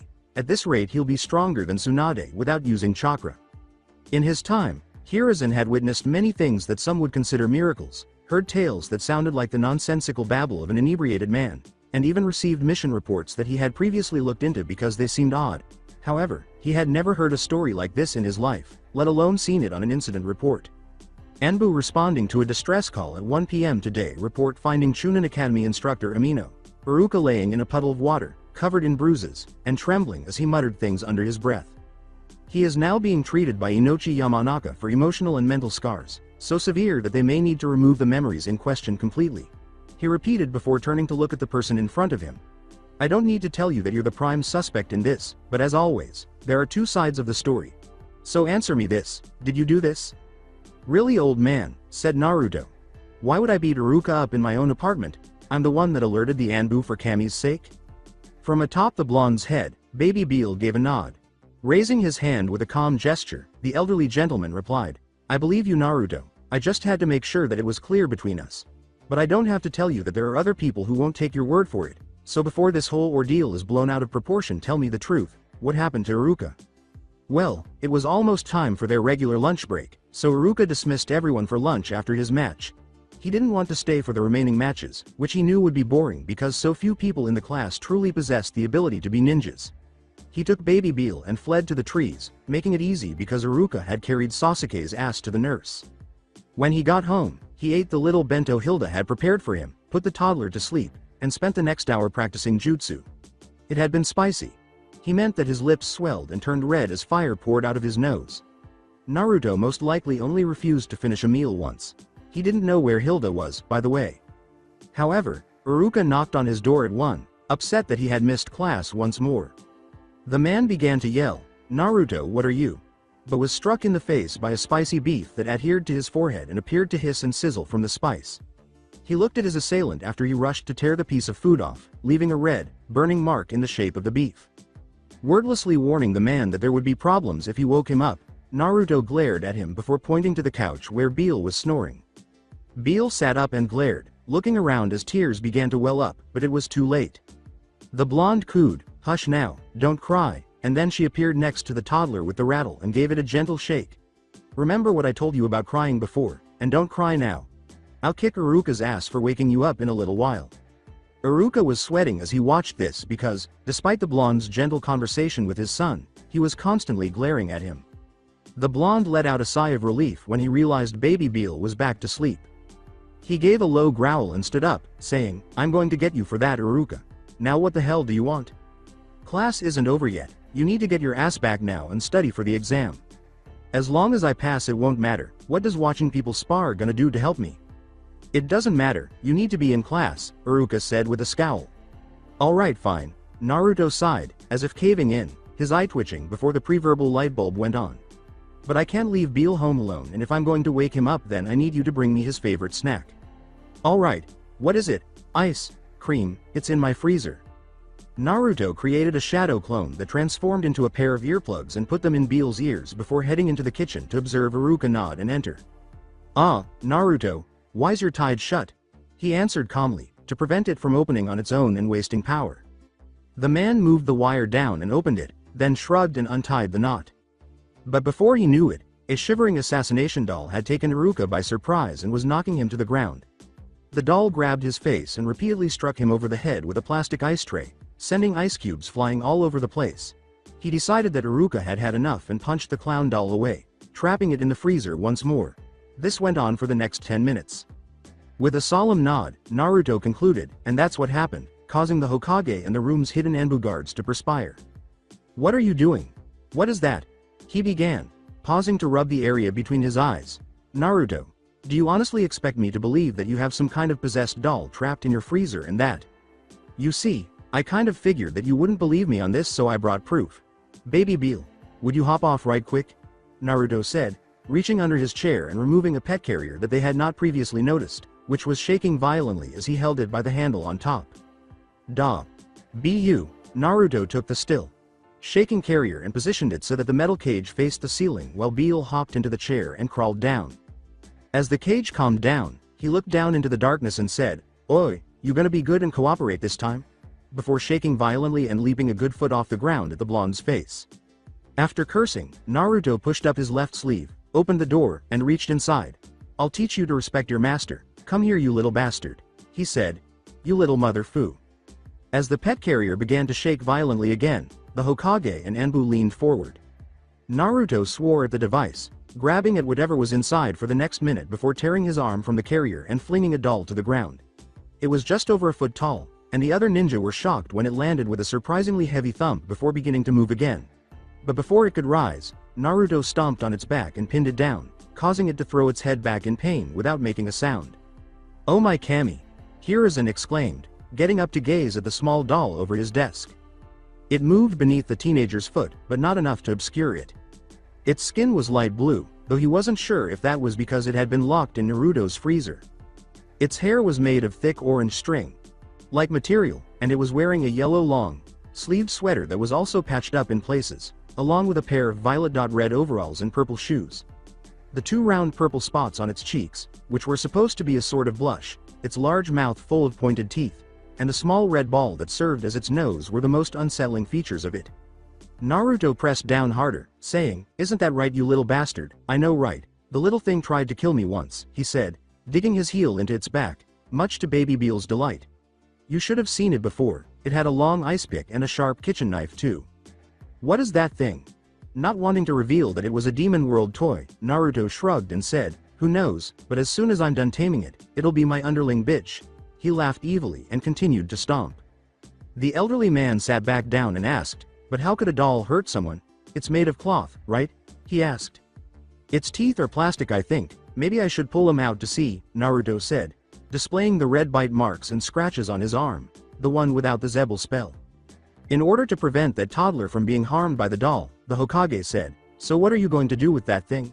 Or maybe you should just give it to me. I'll have it locked away so that it can't hurt anyone. After all, you do have a son to watch out for." However, Naruto did appear to have control over it. "Oh, I got this, old man. I'll have this thing acting like an obedient puppy before you know it." Reaching down, he found a footprint on the doll's back and picked it up by the scruff of its neck. Naruto.kun, is that doll crying? Turning the doll around, Naruto raised an eyebrow and said, "It looks like it, but as far as I'm concerned, it's trying to trick us." The doll was crying silently. "If we're done here, old man, I gotta go to the pet store," the teenager said as he whirled around and slammed the doll back into the carrier before slamming the cage door shut. As Naruto picked up the carrier and helped Baby Beal back up while clinging to the back of his coat, the Hokage raised an eyebrow at the suddenly smiling blonde and said, "Pet store? Yep. Gotta get some training stuff for this thing now that I got my stipend. How much you think one of those 500,000-volt shock collars are?" "Oh well, I'll find out. If you see Ruka, tell him that I said get well soon." Hilda said calmly, "I'm back," as she entered the apartment and saw Naruto and Baby Beal watching TV together. Beal was watching a show about a weird cartoon character called Gohan.kun, who was a man with a bowl of rice for a head and a red bed sheet tied around his neck like a cape. The main antagonist was Count Pooh, and you can imagine what his head looked like. A tiny ball and chain were fastened to the assassin doll's leg, and it was seated in a metal animal cage in the room's corner, secured with a combination lock. Grinning, the teen said, "Oh hey, Hilda, where'd you go today?" "I had to go to the demon world."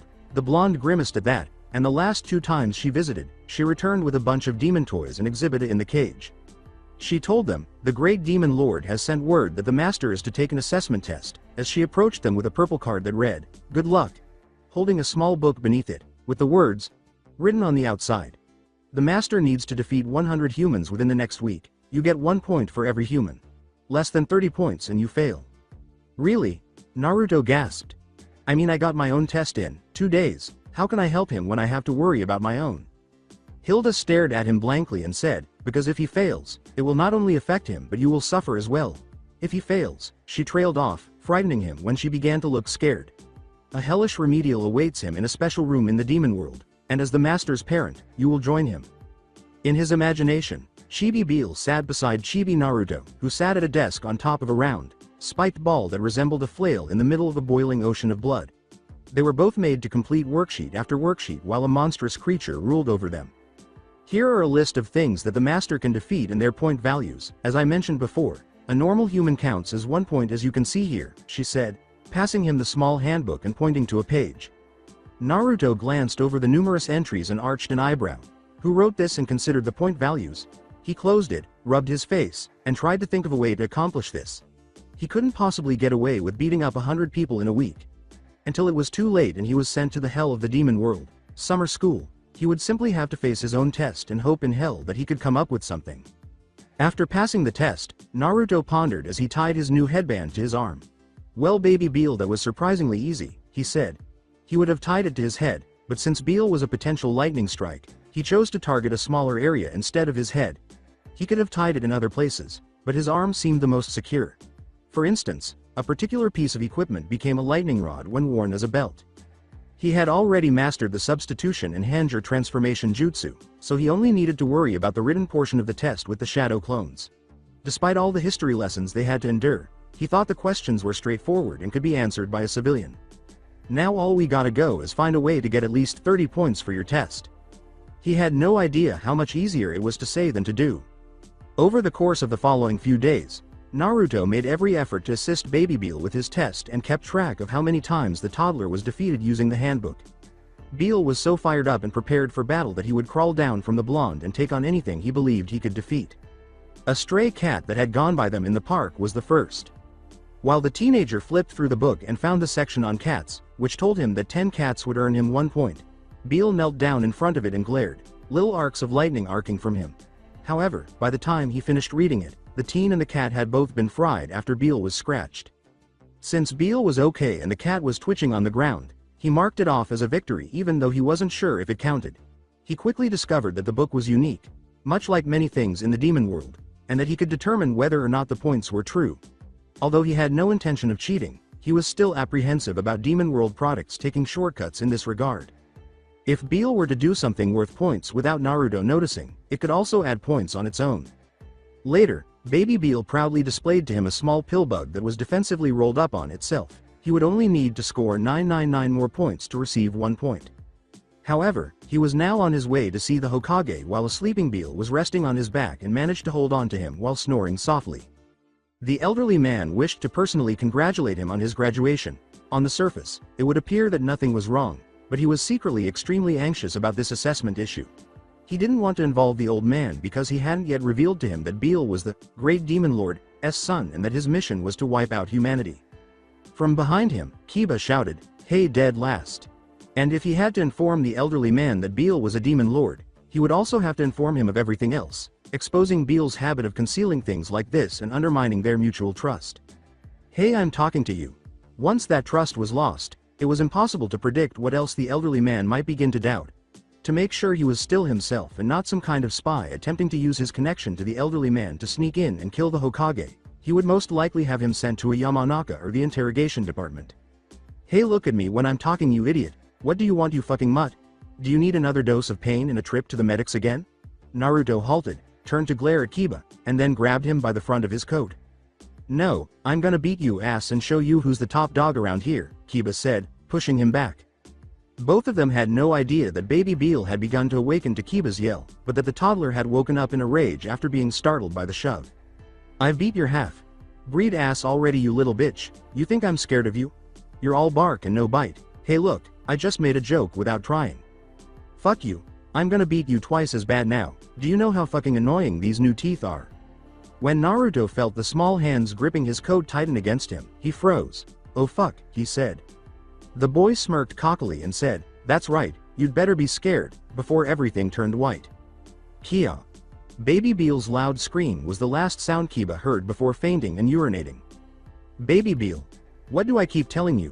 If you're going to grow up to be a man, then you can't cry over every little thing," Naruto said, looking blandly over his shoulder as he left, leaving Kiba in a puddle of urine, shaking from after shocks, while Akamaru, who had stayed a good distance away, shook his head and left to get his partner some help, reflecting on what he had done in a previous life to deserve such a moron as his human partner. With a sigh, Akamaru walked into the Inuzuka veterinary clinic and approached Kiba's elder sister, Hana Inuzuka. "Oh hey Akamaru, let me guess, my idiot little brother got his ass handed to him again and needs to be carried back home." The dog gave a nod. Looks like I won the bet with Ma. Just hold on, let me close the clinic for the day. I just don't know what to do. I can't just attack someone or else my ass is done for here in the village, but I don't want to go to a class in the demon world. Naruto was crying on the floor that evening. Not only that, but now the Anbu team that guards the old man is mad at me. I just know that the next time I go in, I'm getting tackled to the ground and given a body cavity search as a sick and twisted form of revenge. Hilda looked blandly at the teenager as she fed the child and said, "What are you babbling about? The assessment test is over." The words, "What? I thought that I still had a day left to enjoy life before being taken to hell," caused Naruto to leap to his feet in a panic. Why in the great demon lord's name would you be taken to the demon world? Because baby Beal didn't get at least 30 points on that damn test. He was nearly shouting, "Don't you remember, hellish summer school and all that? What are you going on about? The master passed his test with a perfect score," she said, staring at him for a minute. "Huh?" With a sigh, she produced the handbook and tossed it to him. After giving her a quick glance, he opened it to the score page and saw that Beal had received a 105 with an A+ next to it. Bewildered, he began turning the pages until he reached a part he had never read before and almost fell to his knees. Beal received 5 points for defeating a genin level ninja by electrocuting Kiba Inuzuka, who had taken the genin test late but was still considered a genin.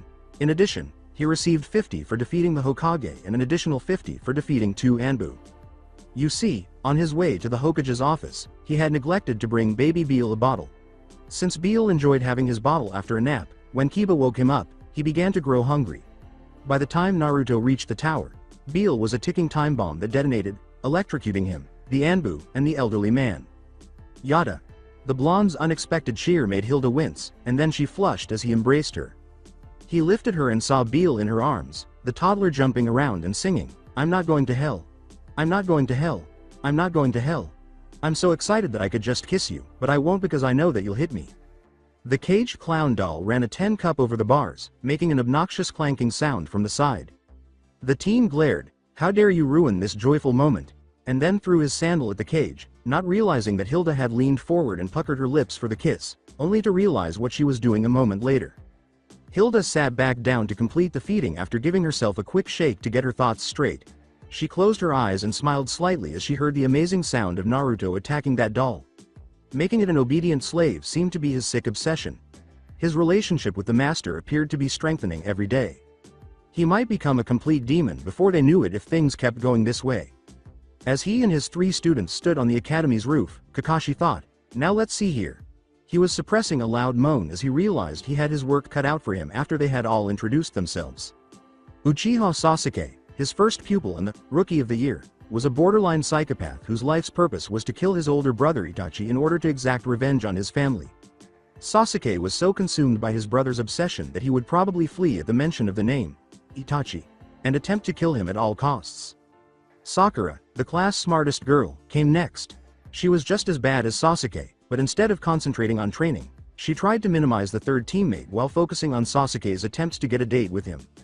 Speaking of which, Uzumaki Naruto was the last member of Team 7, or, if you include the toddler who appeared to cling to Naruto's back, the last members. Despite being categorized as the dead last, he was a true wildcard who could easily defeat Sasuke in a taijutsu match.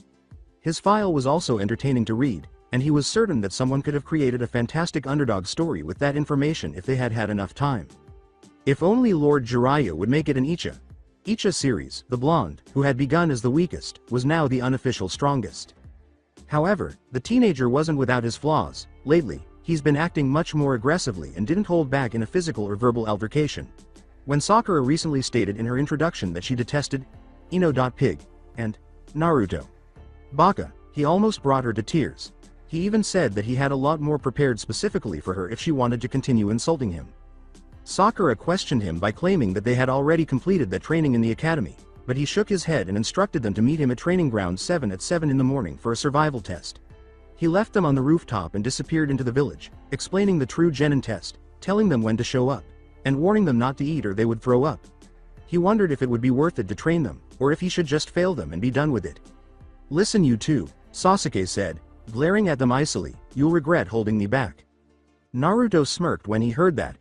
Funny, I was just about to say the same thing, he thought, while Baby Beal glared at them from behind. Don't talk to Sasuke-kun like that baka, Sakura shouted, he's so much better than you. Listen here Pinky, the brunette said, glaring at her. I'm just about fucking tired of hearing your mouth, I already warned you once.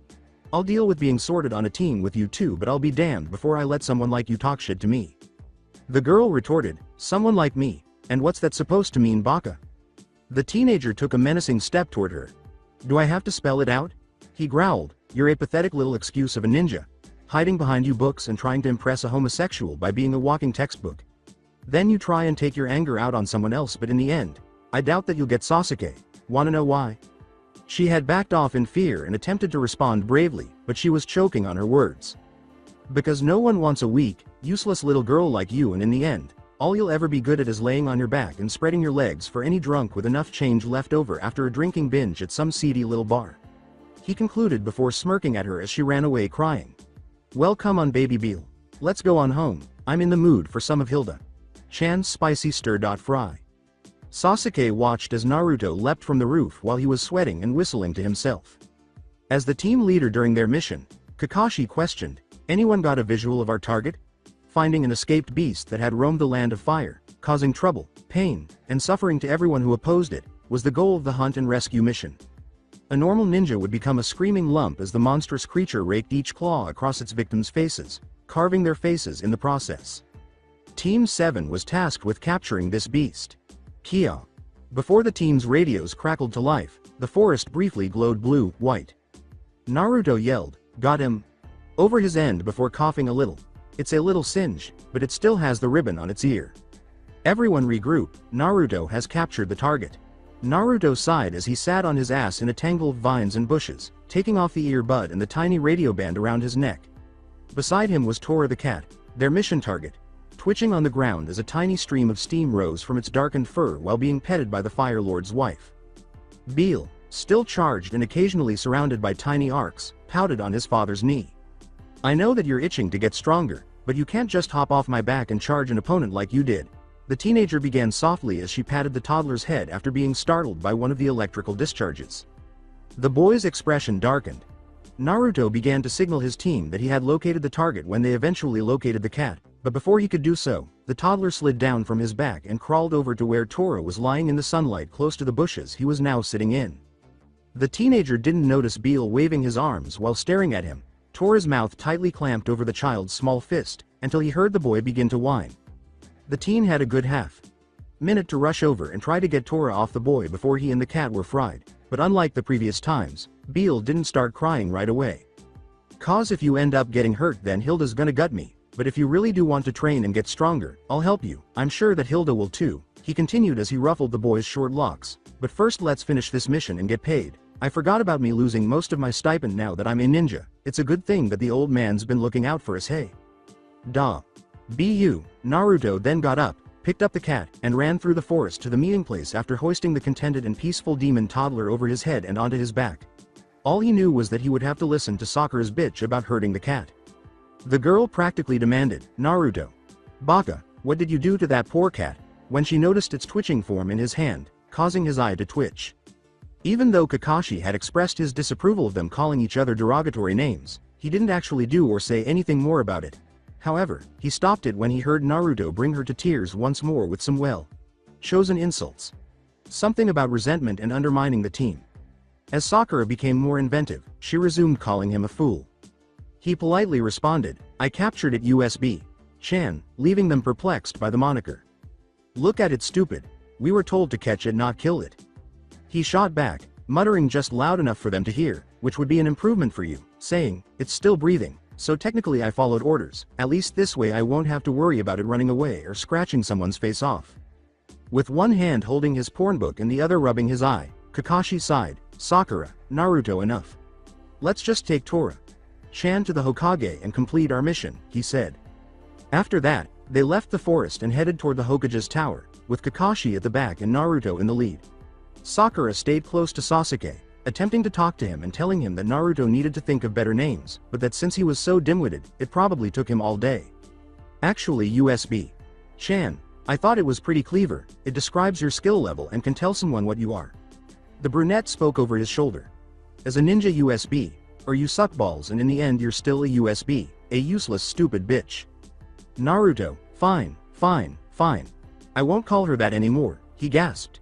Ignorance is bliss, I guess. A week had passed since Team 7 was formally established, and Kakashi was struggling to keep up with those 3, or 4, if you include Naruto's son. It was making him crazy, and he would have lost it and gone Itachi on them if he hadn't been trained to withstand torture by blocking out distractions so he could concentrate on Icha.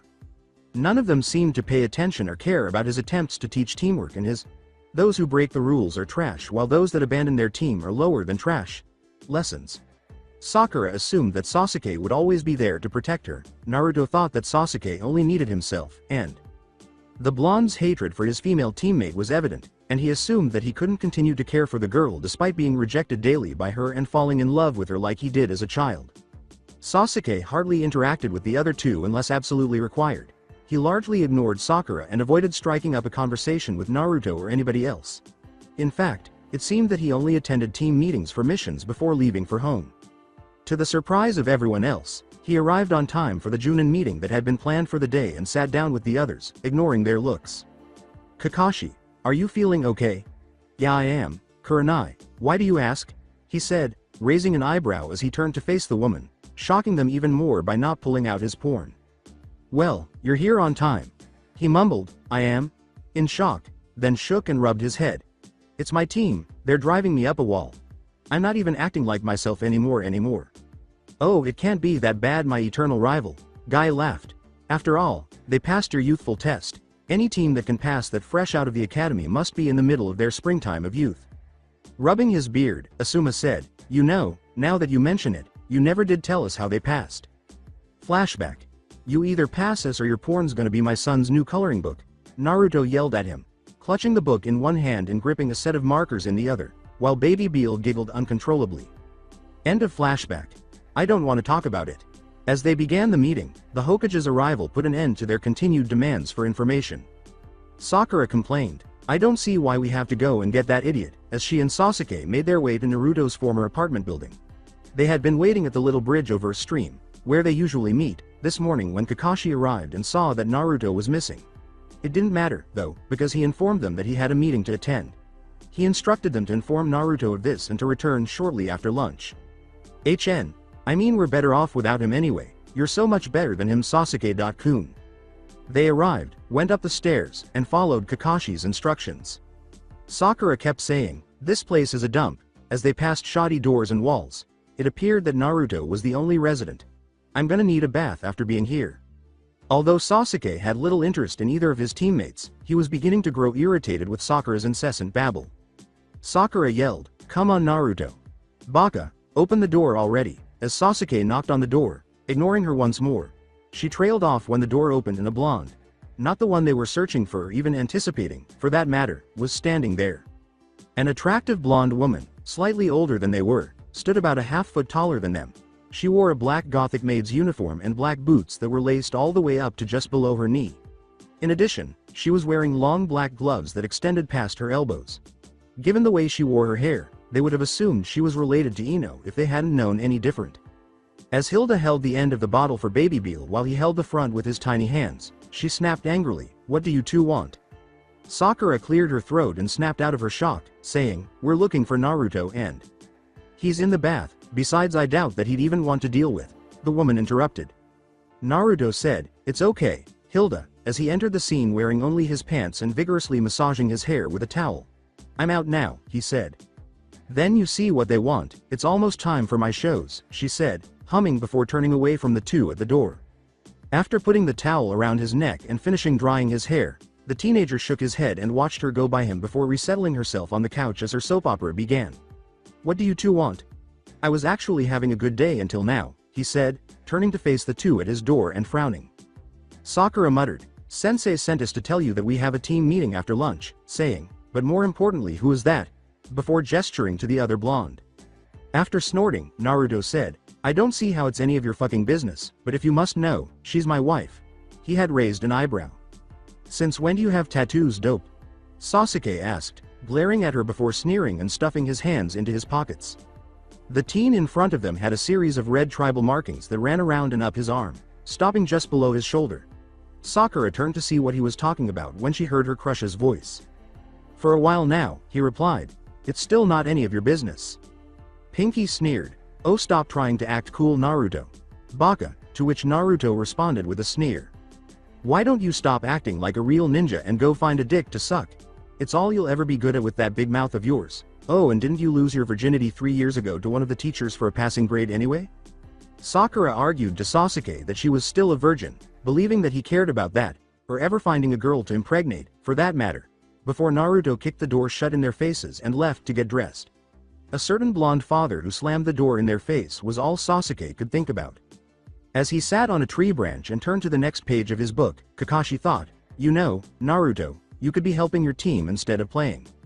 Naruto turned to face the man sitting on the ground, then turned to see Sakura and Sasuke working on a nearby farm. They were fixing a fence, painting the fence, planting potatoes, weeding the flower garden by the house, and, finally, grooming a very wild horse. They were also carrying heavy bags of cow manure by hand without the use of a cart or anything else. Although the tasks appeared numerous, they were actually minor ones, and the fence was not as big as those found at a hot spring. Baby Beal could have replaced a few of the pre-cut slats, which was all that was required. When Sasuke foolishly approached the horse from behind, it kicked him in the chest, and when Sakura was brushing her hair, it pulled a clump of her hair out. They had already finished weeding the little garden, hauling shit, planting the potatoes, and grooming the horse. Now they just needed to paint and fix the fence. Smirking at Sakura, who glared at it while clutching her swollen thumb after he smashed it while she had been holding it in place for him, Naruto pondered, "I am helping," as he gestured to the clone hammering one of the boards into place. With a mutter about not doing things correctly, Sasuke, who had been holding the few remaining boards, shoved her away and took over the task of holding the piece of wood in place.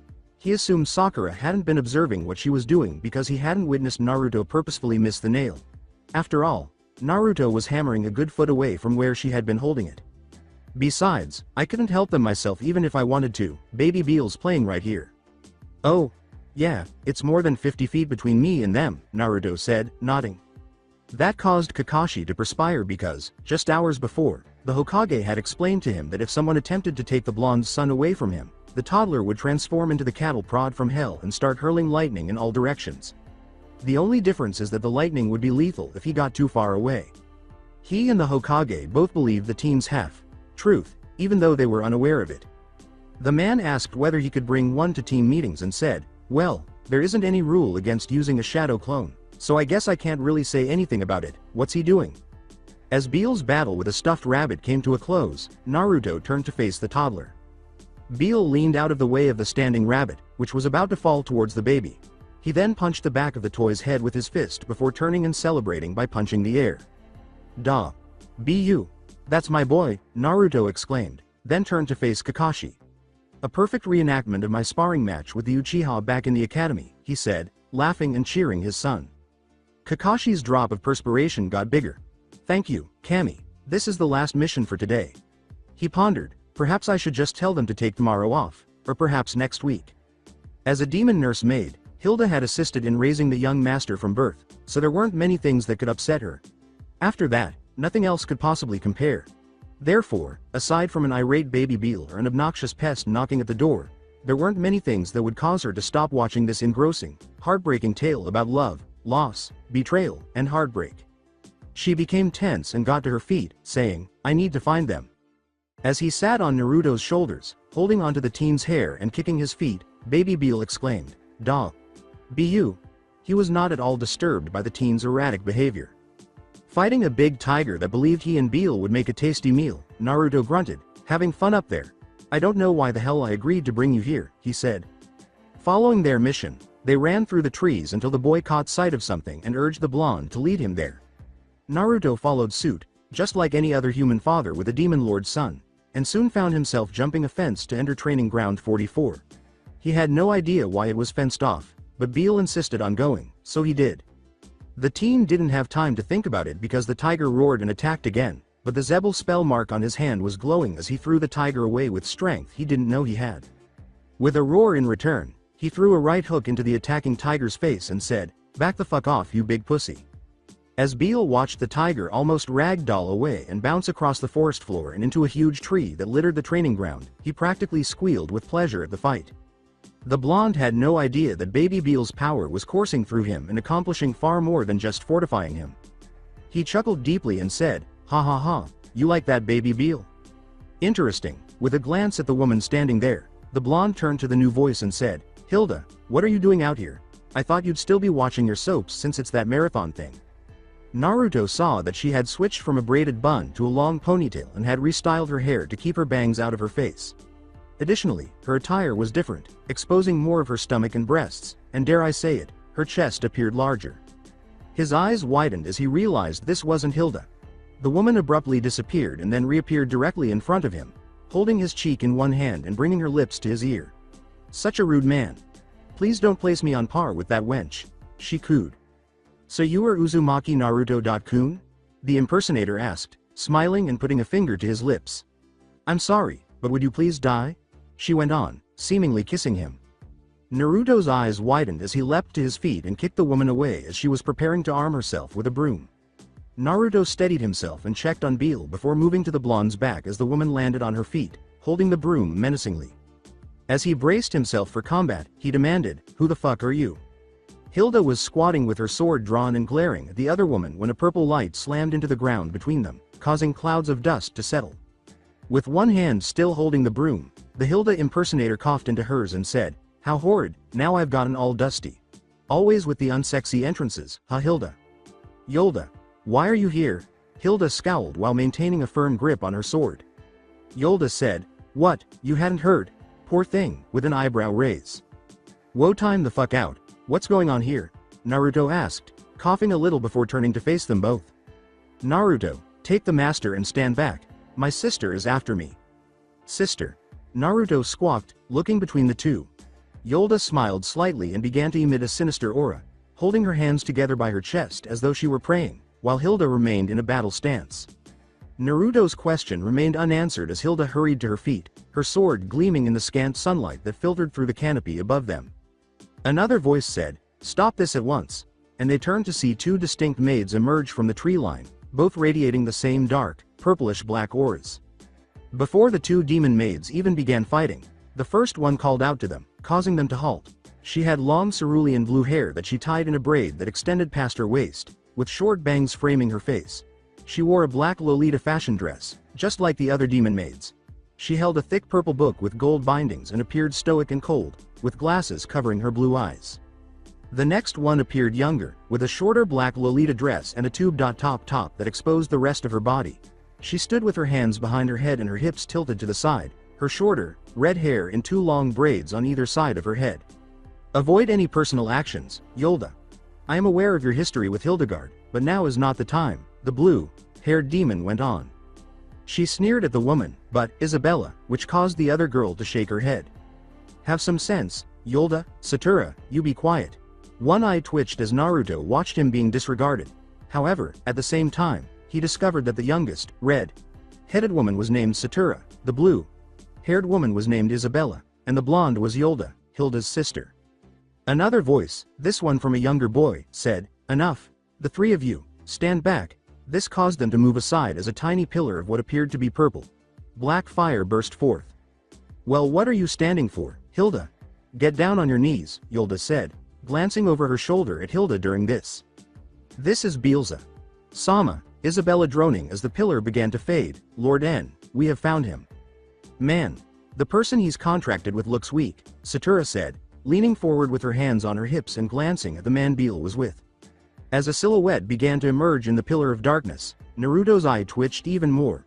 The male said, "Long time no see, little brother," before he fully materialized, which made Naruto tense and anticipating a large demon. But what was there was not what he had anticipated from Baby Beale's older brother. A green-eyed, green-haired child in a yellow vest, matching boots, and black puffy pants that inflated before being stuffed into the tops of his boots was standing there, about stomach high to one of the demon maids. He rubbed the bridge of his eyes and began, "Okay, I'll ask again. What in the fucking hell is going on? I'm speaking to my brother, not some lowly," and yelled at the older man. "That's it, I've fucking had it with all of you. the teenager exclaimed as the twitch in his eye began to twitch of its own. Hilda barely managed to catch Beal as he leapt from Naruto's head and into her arms, initially terrified of the power before realizing that it was the power that initially drew him to the teenager. Beal's brother, his maids, and even Beal shrank at the wave of crimson that engulfed him. Naruto's teeth became fangs, and his hair, if it could be called that, became wilder than before. His eyes became blood red and feline, and the scars on his cheeks grew darker and more untamed. He rounded on Yolda and said, "I'll stick that broom of yours so far down your throat that you'll shit bristles and splinters for the rest of your life," before yelling, "If I don't get some motherfucking answers right this god damn minute, I'm putting my foot up all of your asses." He then rounded on Hilda and said, "And I'll make your life a living hell when I cancel the soap opera channel." Before turning to face the others, he grinned and said, "You four on the other hand better start explaining now." His eyes finally fell on Baby Beal. "And you? Well, I wouldn't do anything to you. You're my little bundle of trouble, but I love you nonetheless," he said. Hilda felt her knees tremble. This was the power that made the young master choose him, the power she had always sensed residing deep within the teenager. This dark, evil power, filled with hatred, wanted nothing more than to destroy everything it came into contact with and inflict pain and suffering. A power that made her insides tremble with lust, if she may say so. With stars in his eyes, Beal looked at his human father, solidifying his decision in the teenager. Naruto would be better off turning the lava pits of hell into snow and ice if he wanted to try to pawn the toddler off to someone else, which he didn't. Though not as strong, Isabella, Satura, and Yolda had the impression that they were up against the great demon lord himself. This power caused them to shudder and see their own brutal, agonizing deaths. Even when the great demon lord was furious, they had never experienced anything like the level of malice in the aura itself. Was this the one his younger brother discovered? That was what was going through a scared En's head. He was so terrified by such hatred and malice that he was unable to shed the tears he usually did. He would quickly become the weaker sibling if his baby brother had a contract with that man, assuming he wasn't already. Isabella quickly found her voice and told the teenager that Beelza was taking too long and that the great demon lord had sent Lord N, or the boy, as Naruto called him, in the hopes that the two brothers would cooperate to end humanity. They all turned to N, who had been so terrified that he was beginning to cry, as a tremendous heat began to build up in the clearing.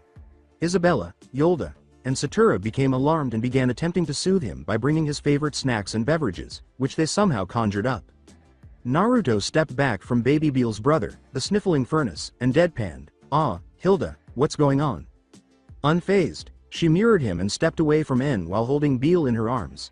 When Lord N cries, his power causes the area around him to burst into a great sea of fire, she explained. He grimaced at the thought of the village and forest being turned into a sea of ash. There had to be something that would calm the boy down and stop him from crying. After giving up their snacks, the three maids began to fan him with tiny, fluffy pink hand fans while dancing around him. From behind the glowing boy, the blonde demon maid yelled rapidly, "Master! Yolda is going to fan while she dances." Naruto cocked his head to the side, watching her huge bust move from side to side. "Hilda, you help, too," Yolda said, turning to Hilda as she danced in front of the boy.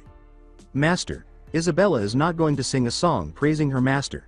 The blue-haired maid yelled and waved the fans frantically back and forth beside N in the hopes that it would help.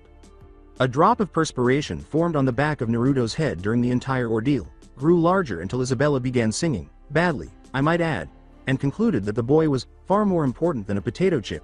At that point, his perspiration began to bubble from the heat and turn into steam.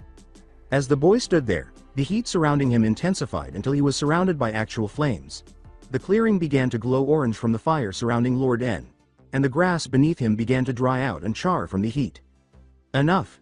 They were all startled by Naruto's sudden roar, and the fire surrounding N instantly went out as the boy froze in fear.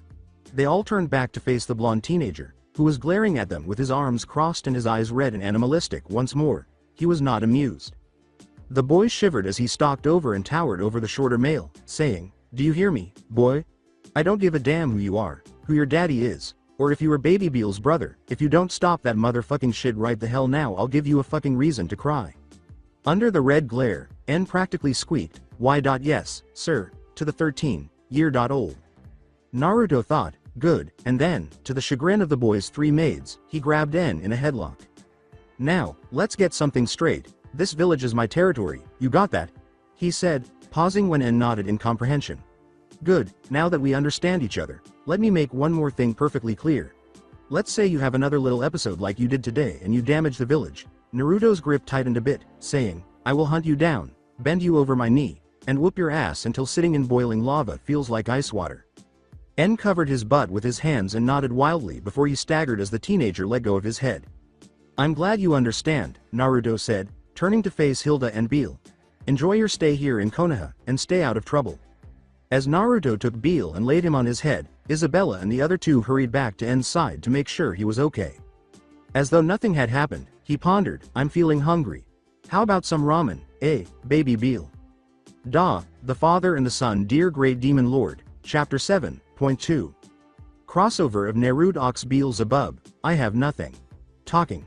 Thinking. To the Great Demon Lord. More than a few months have passed since I first moved into the human world, and I've gotten used to it. Humans have established themselves in vast settlements called villages, with a military structure in place to prepare soldiers for tasks according to their degree of difficulty or peril. One of these, ninja, soldiers has been selected by the master to be his guardian, and he made a wise choice. A picture of the person the master selected is enclosed. Hilda looked at the photo she had taken without him knowing, which showed him severely punishing the dog boy for breaking the master's rattle. He is a very violent person, as the picture shows, but he treats the young master like a member of his own family. The master was drawn to him because of something about him, a dark, hidden evil. I recently witnessed this evil, and your son's choice of human would, to put it mildly, make you proud. The human world is so dissimilar from ours that people have constructed supermarkets. This place sells a wide range of goods, with a primary focus on food. Numerous foods from the human world have been challenged by the master, however, they turned out to be very resilient. She stopped and winced at the thought of serving crab. Naruto was dozing off on the couch, so he didn't inform her that the creature needed to be killed and cooked. Before she knew it, Baby Beal was wrestling with it and had been pinched in the ear, causing the evident lightning storm. However, humans are extremely omnivorous. They consume everything, including plants and animals, as though they believe they are the best animal on the planet. No creature is more conceited than humans. Yes, that is the human world, but there are positive aspects as well. I've been enjoying a certain kind of entertainment lately called a soap opera. You could never have predicted that a younger sister's ex-boyfriend and his older, long-lost brother would square off in combat during this week's pivotal match in the sumo ring. The master likes to watch TV as well. Gohan.kun is an anime that he particularly likes. She was writing when Baby Beal squealed excitedly from next to her on the couch. "Bu." She looked over and grinned at him as Naruto napped on the floor beneath them. According to reports, 1 in 3 people in this nation watch a new episode of Gohan.kun every Sunday at 6:30 while eating dinner. Baby Beal excitedly hopped up and down on the couch before falling, landing head first into the sleeping blonde teen's crotch below, as Gohan.kun defeated Count Poo with a punch that sent him flying into the distance. Before Beal went off and electrocuted him and Hilda, Naruto's eyes shattered open and he let out a brief scream that turned into a hacking cough. Hilda looked at Naruto after he had recovered from the electrocution, but he was unconscious and Baby Beal was laughing on his stomach. Naruto Uzumaki is the man the master selected to be his parent. I can understand why the master was drawn to this man, and I believe I will be with him for some time to come, Great Demon Lord. The Great Demon Lord exclaimed, "Royal straight flush," and displayed his wealth by slapping a lengthy row of game pieces down. Great Demon Lord, I think you have the wrong game again, he sighed from behind him, the old demon who had been reading the letter to him looking incredibly exhausted. He had dark, heavy bags under both of his eyes, and he looked the most human of them all. As a cloud lulled from side to side over his head, the Demon Lord cried out sickly, "Oh, that's so?" Since sending his son Beal into the human world, he had been playing mahjong constantly. "My head, it feels so huge. Wait, what were you saying, right?" The Demon Lord froze for nearly a minute before slamming his head against the table and snoring loudly as he fell asleep. The game pieces flew everywhere. As the four entered the mission office, an Anbu shouted, "We got a possible security breach." A moment later, 12 Anbu bum rushed the team's 7 members, pushing Sakura, Sasuke, and Kakashi aside and dogpiling Naruto and Beal. Another called, "We need to do a cavity search." He was already wearing a rubber glove when he showed up. The glove-wearing ninja was able to approach and pull down the teenager's white shorts and underwear before penetrating with 3 fingers after 2 Anbu moved, exposing the boy's kicking feet. Naruto grimaced as he peered out from around Kakashi, saying, "Ew, that looks painful." Before turning to face the stack of Anbu holding the person they believed to be Naruto, every head in the room snapped over to the blonde, However, they soon discovered that the teenager with 3 fingers up his butt was actually Sasuke Uchiha. The Anbu penetrating the teenager said, "Oh, whoops." The Anbu team removed the boy one by one, exposing a twitching, blue-faced Uchiha with a suspicious blush on his face and foam gushing from his mouth. "We're sorry," the Anbu said. "We're sorry." The team shouted, "Our bad," one by one before disappearing in a cloud of smoke, leaving Sasuke naked and exposed on the mission office floor while his teammates, well, the men, looked away. "This is a side of him I never wanted to see," Kakashi muttered, shielding his eyes from the boy by holding his porn book up in front of his face. "Anyone find it strange that he didn't scream?" Naruto asked, covering Beel's eyes and turning his head.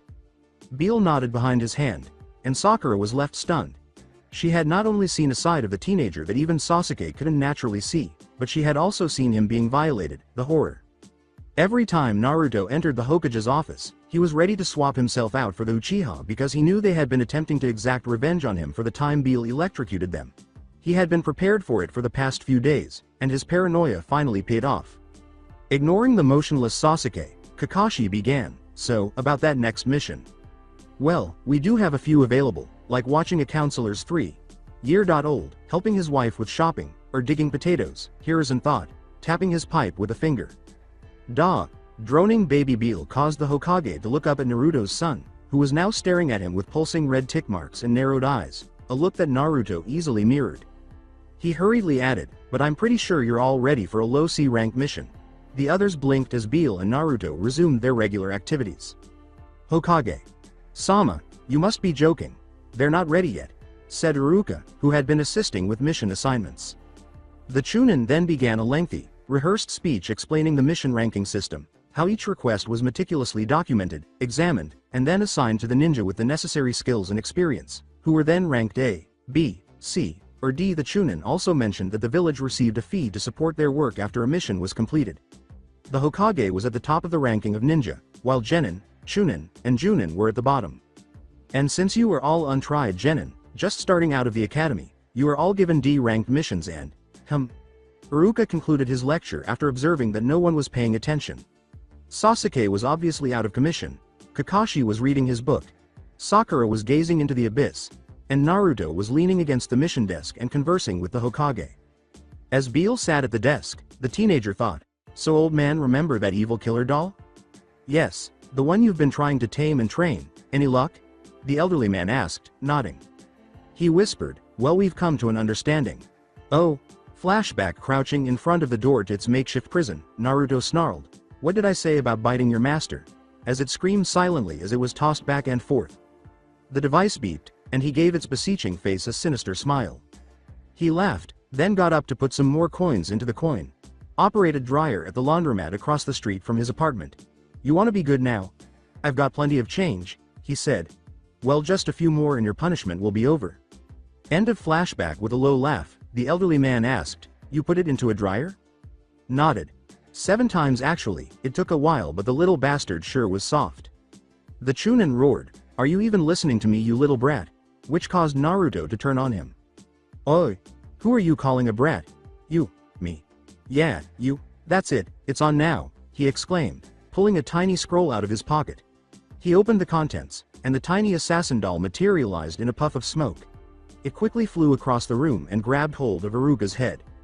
Before they knew it, Iruka was screaming like a prepubescent boy being pursued by a nude Orochimaru while the doll gnarled on his head with its plastic teeth. The memories that had been sealed away from before coming flooding back.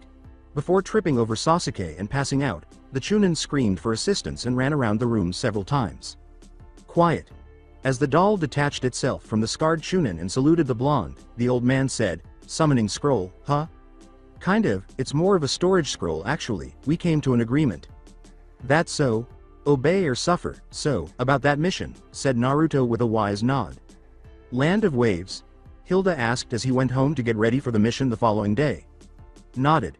"Gotta escort some old bastard and protect him while he builds a bridge or something, it'll take a while too." "I see," the blonde said, nodding slowly. Lying on the couch, Naruto sat up and watched her retreat into his bedroom. "What's up with her?" he asked, turning to face Beel, who was watching a Gohan.kun rerun, and then shrugging. "Please seal this with your things," she said when she returned 20 minutes later, holding a large trunk that he was unaware she owned. Okay, why? He asked, raising an eyebrow at her. She put the trunk down and said, because I'm going with you, which made the room tremble as something so heavy struck the floor. With you watching over the bridge builder, you will need someone to help care for the master. Ah, okay. He didn't really have a problem. In fact, she was probably more than capable of taking care of herself, so she didn't really need protection from bandits. Baby Beale was only half the reason Hilda was leaving, so she nodded and watched as he sealed the trunk with his belongings. Actually, she had more private reasons for wanting to remain with him. She might be able to see more of his power, sense that shivering power that sent chills down her spine, and feel that heat-inducing aura. As they made their way to the village gate, where Kakashi had promised to meet them with the client, Naruto cried out, "Oi, Sasuke! Why you walking so funny?" The teen growled back, "Shut up." The blonde and Baby Beale exchanged a dark, knowing smirk. Sakura shouted, "Yeah, shut up Baka." With a sidelong glance at her, Naruto said, "Did you just say something? You're getting pretty brave considering that Kakashi isn't here." S.So. You know that there's a chance we'll be ambushed by bandits, right? He continued. I hear that they like to take young girls like you and train them to do all sorts of humiliating things. You'll never see your mommy or daddy again, and the only thing you'll have to look forward to each day is when they get tired for the day and leave you quivering, sore, and tired in a pile covered in their own fluids. Even though they hadn't left the village yet, she was already scanning her surroundings as though she might be pulled by bandits into a shadowy alleyway. When they arrived at the front gate, Kakashi exclaimed, "Oh, you're all here." His eyebrow went up at the sight of them, and Sasuke was gloomy and, if I recall correctly, flushed. He stepped back when he saw Naruto and his son's gloomy, self-satisfied expression. In contrast, Sakura was a trembling mess, her eyes darting back and forth as though she was terrified that something would grab her and take her away, where she would never be seen again. He gave a shrug. Oh well, what could he do? Since the village walls were all they knew, it was to be expected that some people would be terrified to leave their safety. The client, Tazuna, a bespectacled, gray-haired man with dark eyes and a bushy gray beard, stood beside him. He sported a pointed hat on his head, long pants, sandals, and a sleeveless shirt. "This is the team I hired," replied the man. "They're just a bunch of snot-nosed kids, one's a baby." Before turning to face Sakura, Naruto deadpanned, "That's not nice. We all know she's a whiny bitch, but that's no reason to call her names." With a sigh, Kakashi said, "Anyway, if we're all ready, let's get going." He started to move, but Naruto stopped him. "Actually, we are missing one person. Oh wait, here she is." Huh? Kakashi turned, and Tazuna's expression mirrored the widening of one eye upon seeing the woman coming. Her hair was tied in a bun with a tiny braided ponytail near the bottom, and the front of her hair covered one side of her face. She was a pretty young blonde. She wore a black gothic Lolita maid's dress with white quillings and frills. A thin black silk bow was tied to secure the white frilly choker around her neck. Naruto pondered, "Took you long enough," as Hilda approached them, shielding herself from the sun with her pink umbrella. She said stoically, "It took longer than expected, but I had something to take care of before we left." When Kakashi noticed that his pupil was acquainted with this stunning blonde, he pushed him, saying, "Naruto-kun, care to introduce us?" "Huh, oh right, you haven't met her yet," said he. "Hilda, this is Kakashi. Kakashi, this is Hilda, my wife." The world turned colorless and broke like glass as the Junin froze. The wife of Naruto? Although he had previously heard the news, Kami never anticipated this. She was very beautiful, not to mention what she would be willing to do in bed with that fortunate bastard if she had dressed like that. Furthermore, after Lord Jiraiya learns of this, he will be reading new stories. The Junin passed out, his mask shining dully from the blood oozing from his nose, as all of this proved to be too much at once. "Yep," thought Naruto, "we lost him. So what now?" Tazuna asked, looking at the blonde with her nose stuffed with tissue. "I guess we wait for him to wake up," Naruto shrugged, then produced a big stick and jabbed the Junin. Kakashi woke up shortly after fainting, and they were headed out. He did, however, complain that his face and eye hurt, not realizing that Naruto had been jabbing him with that stick for at least 30 minutes. To put it mildly, the trip was fairly quiet. While Sasuke and Sakura did whatever they wanted, Kakashi and Hilda were reading their own books. Tazuna was sipping a bottle of sake that he had brought with him, and Naruto was holding Baby Beale on his head, who was singing a silly little song to kill time. Finally, Sasuke yelled, "Damn it dope," and charged at the blonde, saying, "Will you make that brat shut the hell up?" The blonde never even looked as Naruto slammed the Uchiha hard enough to end him across the road and shoulders deep into a tree, but Sasuke didn't notice his fist until it was too late.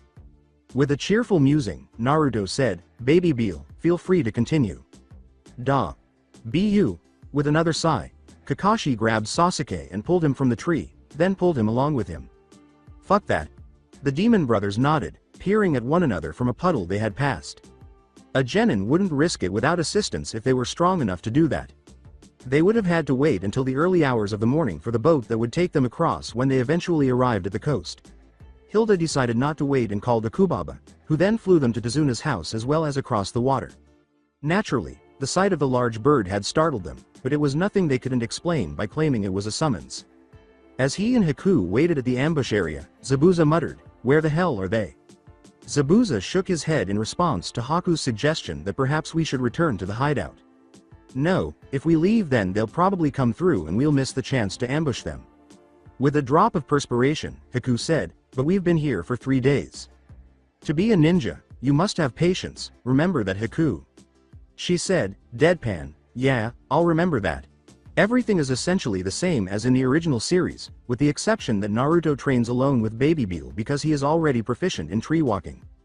When Naruto and Beal returned to Tazuna's house, they entered the living room and saw Hilda seated on the couch, surrounded by a gloomy aura.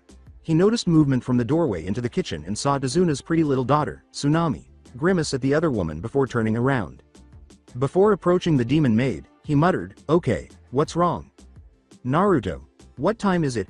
she asked him darkly as her head slowly turned, her eyes shaded by her hair. He raised an eyebrow and looked at the wall clock the family had in the room. "Why at around 1:30? He asked, and then he realized, oh. Naruto interrupted her as she explained in a calm but still very somber tone, "I asked that Tsunami woman why they didn't have cable like we do." When she gave him a glare, he began, "Actually we don't have cable, we're splicing into the—" "Sorry, I'll stop talking." Hilda went on, her eyes growing maniacal as she drew out her umbrella and produced the concealed sword, saying, "That foul little human must die. As I was saying, I asked her why she didn't have it even though they have the equipment. It seems that this Gato person has forced the people here to pay 10 times as much for service." By then, the dark, demonic aura surrounding her was moving like fire, and Naruto and Beal were hiding behind the kitchen door, just like Tsunami was, fearing what she would do with that sword in her wrath.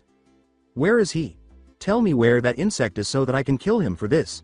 No one stops me from watching my soaps," she roared, shaking him around until Beal was clinging desperately to Naruto's hair.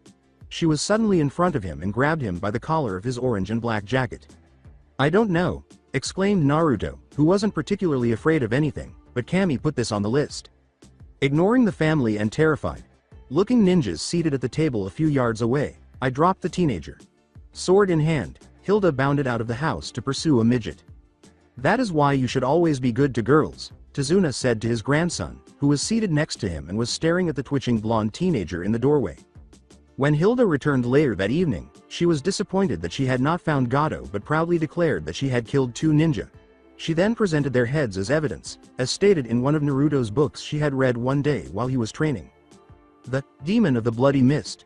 Zabuza's known accomplices, according to Kakashi, were the demon brothers of the Hidden Mist village.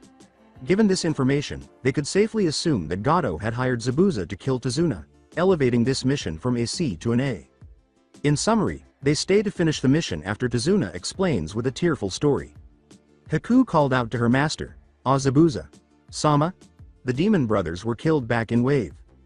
"Damn those ninja, they must have known that I'd ambush them and went around the long way," said the man, who had been crouching on that limb in the tree for days. The demon brothers claimed to have seen Sharingan Kakashi leading the team. There's no doubt that he saw something with that damn eye of his. "So do we head on back to base?" deadpanned Haku. "Of course," Zabuza exclaimed before getting to his feet, but after crouching on that limb for so long, he cramped and screamed as he fell off the branch. "Please, Kami." Holding the man by the neck and pressing the tip of her thin sword to the point between his ribs and torso, Hilda glared at him and demanded to know where Gato was. He began to struggle, his feet kicking weakly in the air, but she insisted, "Tell me now, you lowly worm," and slowly pushed the blade through the skin. "Please. He'll kill me if I tell you. You'll pray for death by the time I'm through," the blonde said, her eyes narrowing. She stopped pushing on the blade when he yelled, "Ah no, he's at the bridge," Gato told us to come here and kidnap the bridge builder's daughter." Looking at the headless body of the other thug who had broken into the house moments before, Hilda arched an eyebrow at the man. In fact, they had been pitifully weak. She stepped in and demanded to know the fool's location after hearing them say that Gato needed the woman. Needless to say, the first thug, a man without a shirt and wearing an eye patch, attempted to cut her but ended up on the ground, his head flying through the air and rolling deeper into the room. She was then struck by a surge of energy that flowed through her and had an effect that only one aura could have. Naruto's aura filled the air as he used his power. The surviving thug glared at him out of the corner of her eye as she pleaded, Please, will you just let me go?" "Silence, peon." She killed him with a single blow to the neck, then turned to go to the bridge, which appeared to be the source of Naruto's power. Wait, she paused, looking back to see her son Inari and Tsunami, who had both seen the entire incident, huddled in a corner. What do we do if someone else comes?" Turning away, Hilda said, "Not my problem." A minute before that, "You only have yourself to blame," Haku said icily, glancing at the three caught in her ice mirror jutsu. "Your friend is dead, you're on your last legs, and if something happens to you, son, then it's your fault for bringing him here." Naruto's body was covered in senbon needles, and he was breathing heavily. Sasuke lay motionless on the stone near his feet, his body encrusted with needles. When they arrived at the bridge today, they discovered the few workers who were still there lying on the ground. Zabuza and a masked teenager whom Zabuza had named Haku then ambushed them. Following an altercation between Sasuke and Haku, in which the Uchiha lost and fell into a trap, Kakashi and Zabuza began fighting, with Zabuza being instructed to assist Sasuke. Haku's trap was a jutsu that only people with her bloodline could use. It created seemingly indestructible mirrors that she could blend into and appear to attack from at any time. "I suggest that you give up," Haku went on to say. "It would be horrible if something were to happen to that child." Naruto began, his voice as icy as the mirrors surrounding him. "Threaten, my son?" he asked, looking up and glaring at the ice mirror in front of him with red, feline eyes. Unfazed by the entire situation, Baby Beal gripped Naruto's shoulder and turned to face him, his eyes wide. This was the power he felt before, not the power that was currently pulsing through the teenager. Wanting to see what would happen, the toddler leapt off Naruto and went to the side where Sasuke was lying down. With his hair growing wilder, his teeth sharpening, and the marks on his cheeks darkening, the blonde went on, "Nobody threatens my child." Haku flinched as the wave of unadulterated hatred swept over her. This teenager, he couldn't possibly be human. Although she had previously experienced ninjas using killing intent, this feeling was far more intense than she could have ever imagined. This was utterly evil, inhuman, and terrifying. With his body a blur of speed, Naruto disappeared. He went for the nearest mirror and swung as hard as he could, piercing the center of what was believed to be indestructible with his fist. The mirror exploded into a shower of ice shards as the whole thing cracked and then broke, and he turned to launch himself at another. As Naruto pointed at the one she was in, the girl became alarmed. Before she was struck, she had to change into another. He yelled, "Gotcha," and grabbed Haku by the ankle before yanking her away. The blonde jumped onto her back and grabbed a fistful of hair, pulling her back with one hand and punching her in the side of the head with the other as the masked ninja thumped to the ground. She wheezed out all the air in her lungs as she hit the ground. As she instinctively tried to fill her lungs, all thoughts of fleeing briefly vanished. However, when he pulled her head back by her hair, his other fist slammed into her skull, confusing everything. He snarled, "Die," and pounded her head with all of his might, pausing occasionally to smash her masked face into the stone beneath them. "Just fucking die," he said. After he slammed her face into the ground for the second time, the mask broke, and the fragments tore into her face with every blow. A minute into this vicious beating, Naruto rolled her onto her back and started beating the ninja once more, laughing uncontrollably as he switched between his left and right fists, punching her until his fists were covered in blood and her head only limply lolled from side to side with each vicious blow. Remember Brian Furry's sarcastic chuckle? He yelled, "Bitch," once more, lifting her head and slamming it back down before grabbing her neck with both hands. She appeared to be slightly awakened by this, as she attempted to pull and push against him, but her body soon began to fail. "Zabuza. Sama," the girl cried in her head, the agonizing hold on her throat becoming too tight for her. "I'm sorry, please, forgive." With a savage smile, Naruto saw her eyes begin to roll back into her head and her lips change color from red to something else as she managed to cough one final time, causing blood to splash onto his face. The teen continued to squeeze until something gave and the girl's body jerked one last time, her neck snapping under his strength, but he never let up. Naruto, however, emerged from his demon-fueled blood rage after the victim of his wrath was killed. "What the fuck?" he muttered as he got to his feet, glancing at his blood-covered hands and feeling the warm liquid run down his face. All he could think as the memories of his actions replayed in his mind was, "What the fuck just happened to me?" He had a history of violence, but never to this extent. "I see you're feeling well." When Naruto heard the voice, he turned to see Hilda standing a few feet away, clutching the young demon lord in her arms, while the toddler's staring, excited eyes stared at the teenager. As she felt it get stronger, she said, "The Zebel spell is also progressing." In addition to noticing that the mark on his hand was pulsing, he also noticed that the red markings on his shirt were beginning to spread out from his arm and land on his chest. However, this only diverted his attention for a minute before he had the sickening realization that he had killed that girl. Even though Hilda was greatly impressed by his ruthlessness, she couldn't help but sigh and shake her head as the teenager threw up while bending over the bridge's guardrail. The young master's power would eventually turn him into one of them, but for the time being, he was still human and had never killed. When she showed the heads to the so-called demon brothers, he didn't react the same way the others did, but killing someone yourself was a different experience, especially when you saw the life drain from their eyes. She also couldn't help but notice another feeling. Naruto didn't seem to be using all of his power. In fact, it seemed as though he was unaware of when he was using it. A few minutes prior to this, the Junin of the Leaf Village was certain of one thing as he and Zabuza battled in the thick fog around the bridge. He had to move quickly to put an end to this.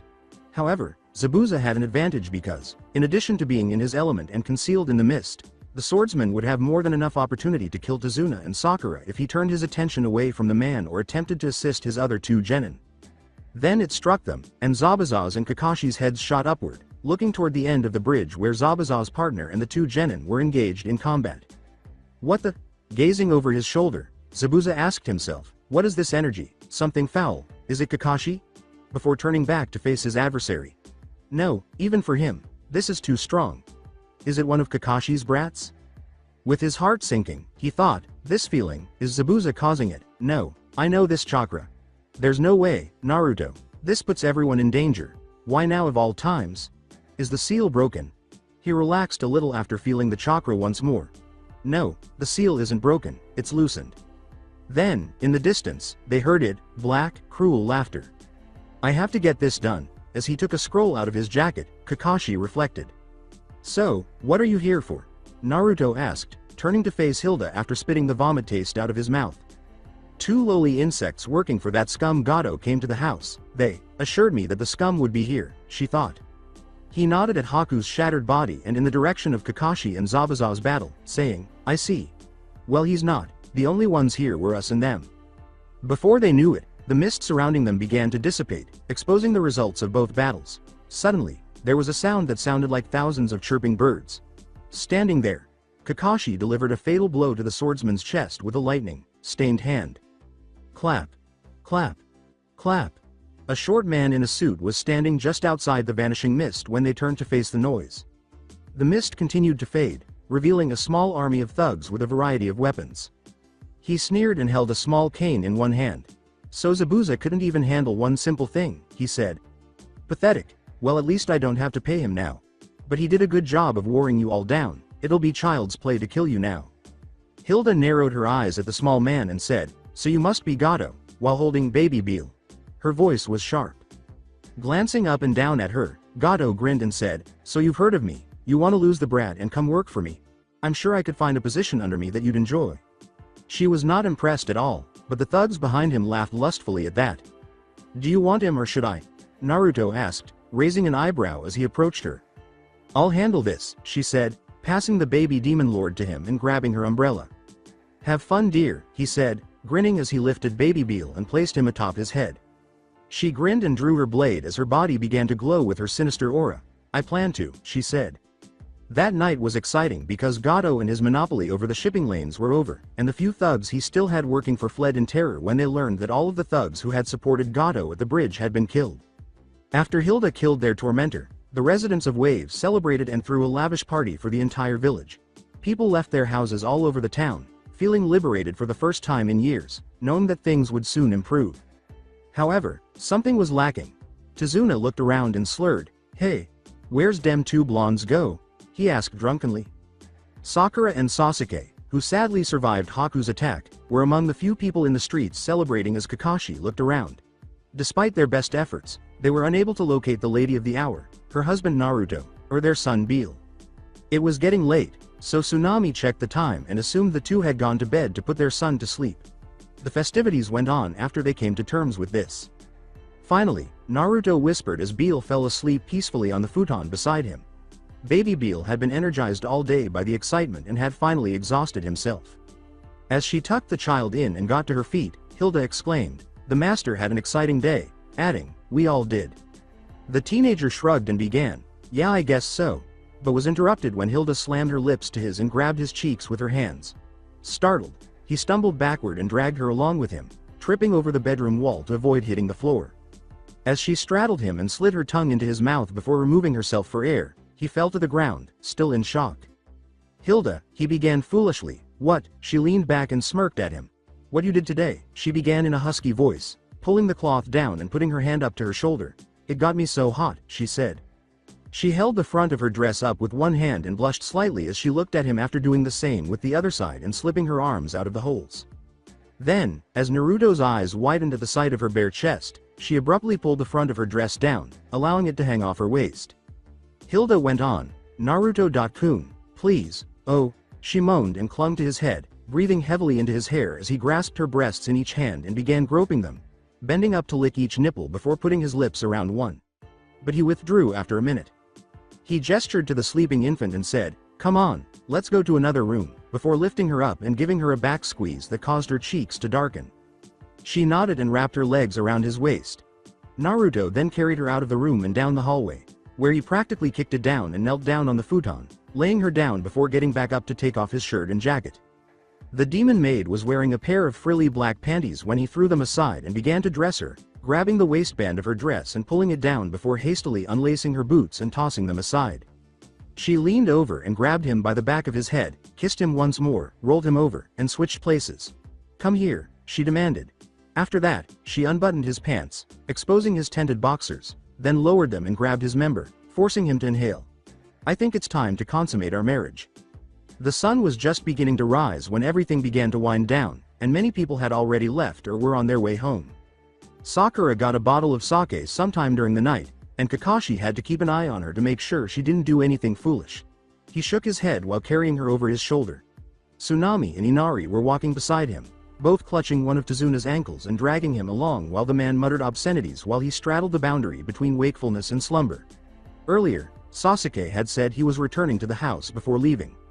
However, they were startled to discover Sasuke lying on the ground outside the big house where Tezuna and his family lived, with a trail of blood running from the door to his nose. He put the girl down, shook the Uchiha awake, and inquired as to what had happened and what was wrong. With his nose dripping blood, Sasuke trailed off, fainting once more. I'm not sure. I remember walking in. I heard a scream then," he said. After shaking the boy's shoulder and calling again, "Sasuke?" the sensei received an unintelligible mumble. "What did he say?" asked Tsunami. "I'm not sure, but I think he said something about 7 inches, Kakashi said, glancing at her. Kakashi knocked on the door of Naruto's room with his wife and son and said, "Hey Naruto, it's time to wake up."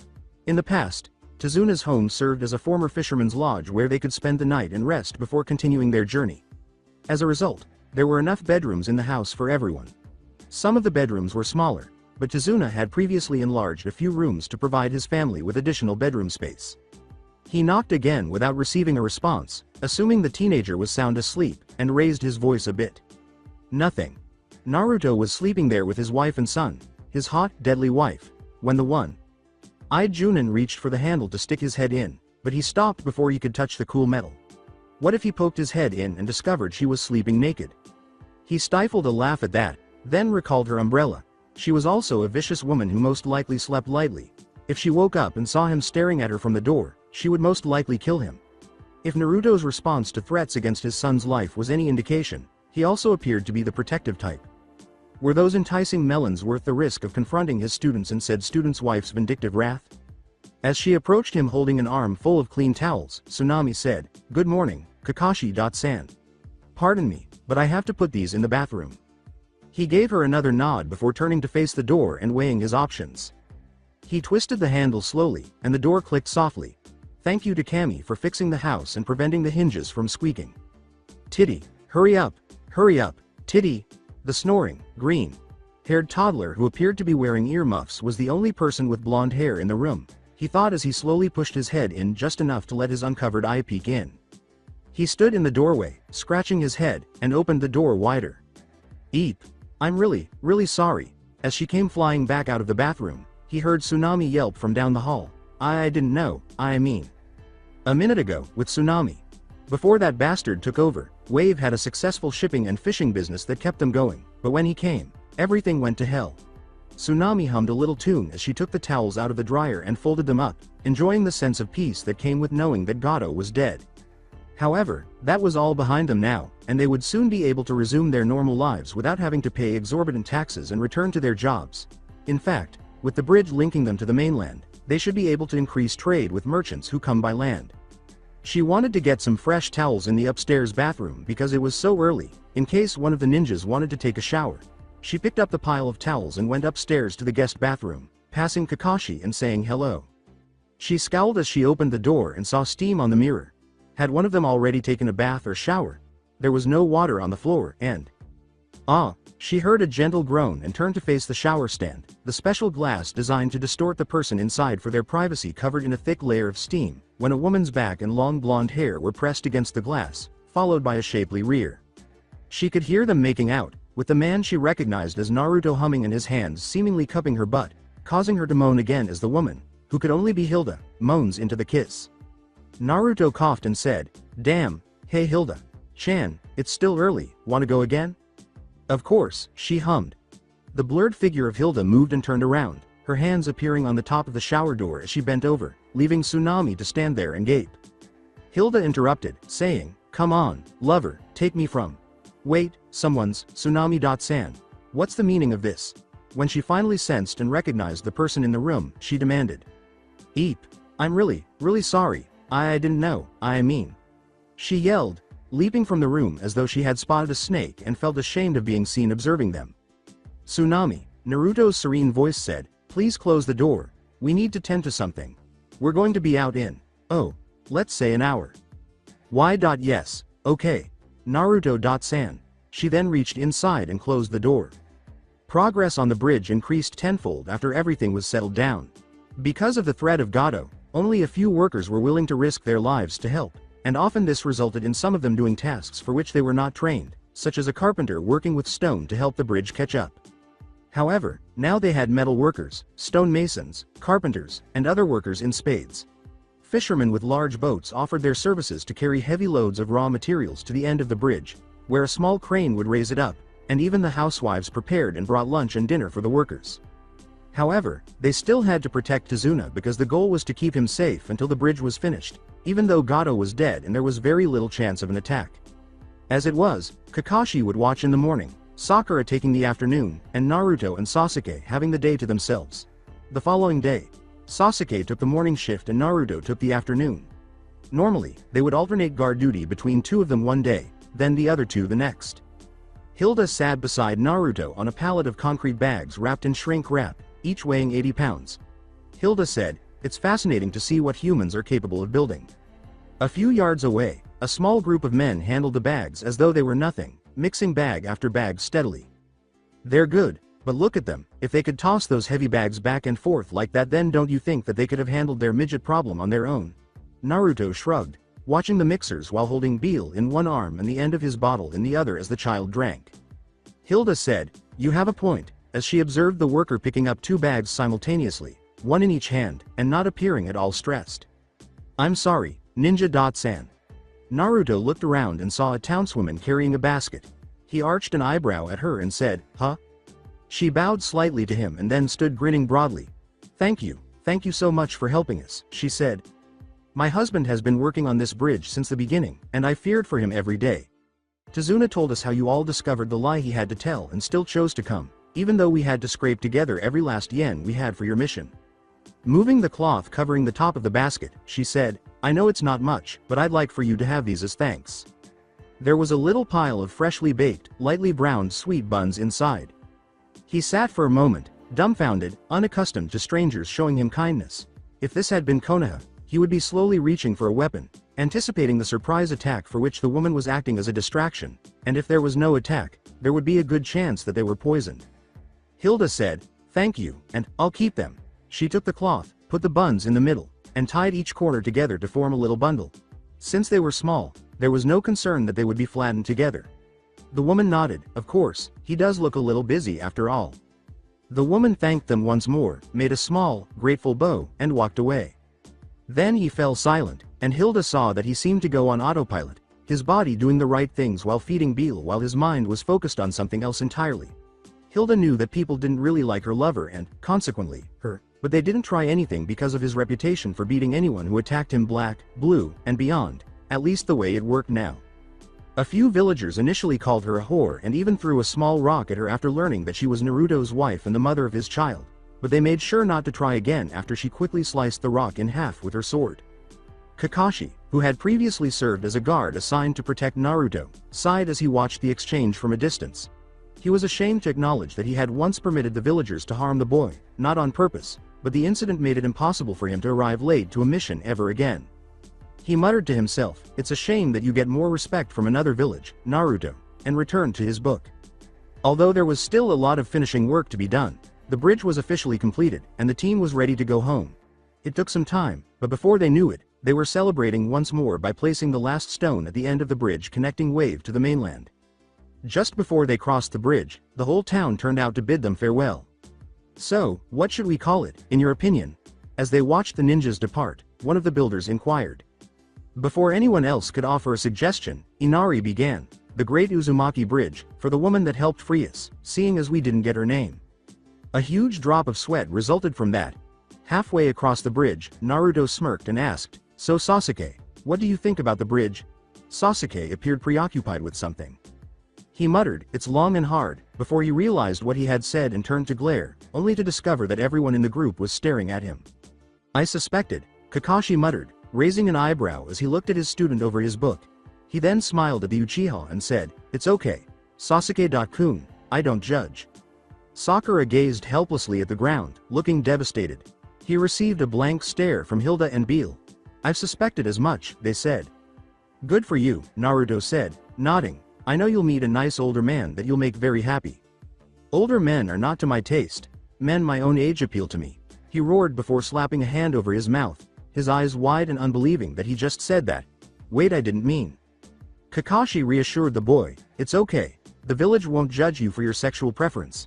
In fact, you can discuss all of this with someone I know. Our perception of you won't alter in any way." "He's right," the blonde ninja thought, "because I can't think any less of you." Only Sakura seemed to believe him, and that was because of her sick obsession with the Uchiha and her intense desire to be his wife. A few days later, Team 7 returned to the village, with Sasuke leading the way and adamantly trying to convince them and himself of his straightness while the others ignored him. "Damn it, Kami." As they finally passed the village gates, Naruto yelled, "Just quit the fuck up already, we don't give a damn. Uchiha, do you hear me? If you like men, it doesn't matter to us. I don't give a fuck if you like to unwind by sucking a cock after a mission." Naturally, everything in the area came to a complete stop, and Sasuke was subjected to everyone's stares while Sakura sobbed repeatedly, "It's not true." In contrast, Naruto continued to walk as if nothing had occurred, making his way to the Hokage's tower for the customary mission report. "Hi, Hilda." After calling in a fervent manner as he entered the apartment, Naruto was struck by a pillow. From the couch, the said demon glared at him, saying, "I just went all that time without my soaps, don't you dare interrupt." The boy wanted to go play with his toys, so he let Beale down off his back and nodded, having nothing important to tell her except that he had received the bounty for the demon brothers as well, since he kept the heads, in addition to the mission pay. He had to go on and unpack first, but he'd tell her later.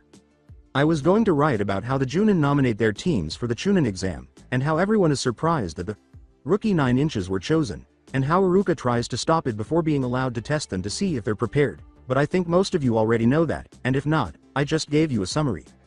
The masked Iruka, dressed in all black like a stereotypical ninja, crept in through Naruto's window, which was in the kitchen section of his apartment, and froze. It was the dead of night, and he didn't expect the teen to be awake, so he wasn't aware of his surroundings, but it appeared that Naruto had a guard because the little blue skinned doll with red hair was standing a few feet away and staring at him. He blinked. It blinked. He shifted. It smiled. He went pale. It produced a corresponding fork and one of those white plastic knives. He stepped back toward the window and got ready to bolt. With a silent cry of battle, it charged at the intruder.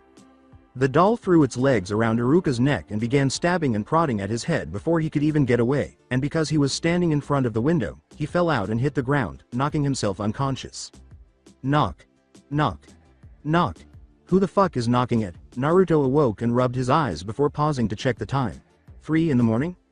He went into the living room and opened the front door, entangling himself from Hilda, who was now sleeping in the same futon as him. He began to scratch his ass and said, "What the fuck?" But then he stopped and looked down to see his faithful minion waving. "What the hell are you doing outside?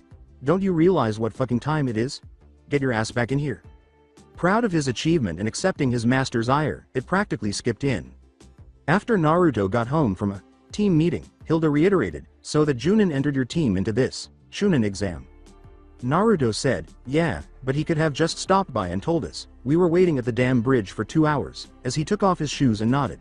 He rummaged through his pockets before giving her the sheet, saying, "I got the paper he gave us in my pocket, it has a little information on it." He and Beal sat down on the couch to watch Gohan.kun, while she took it and began reading. The exams were a perilous test of a ninja's abilities, knowledge, and bravery.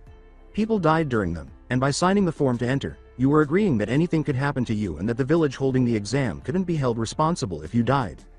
She handed the paper back to him and sat down on the couch beside him. "This sounds like a splendid opportunity to further your bond with the master," she said.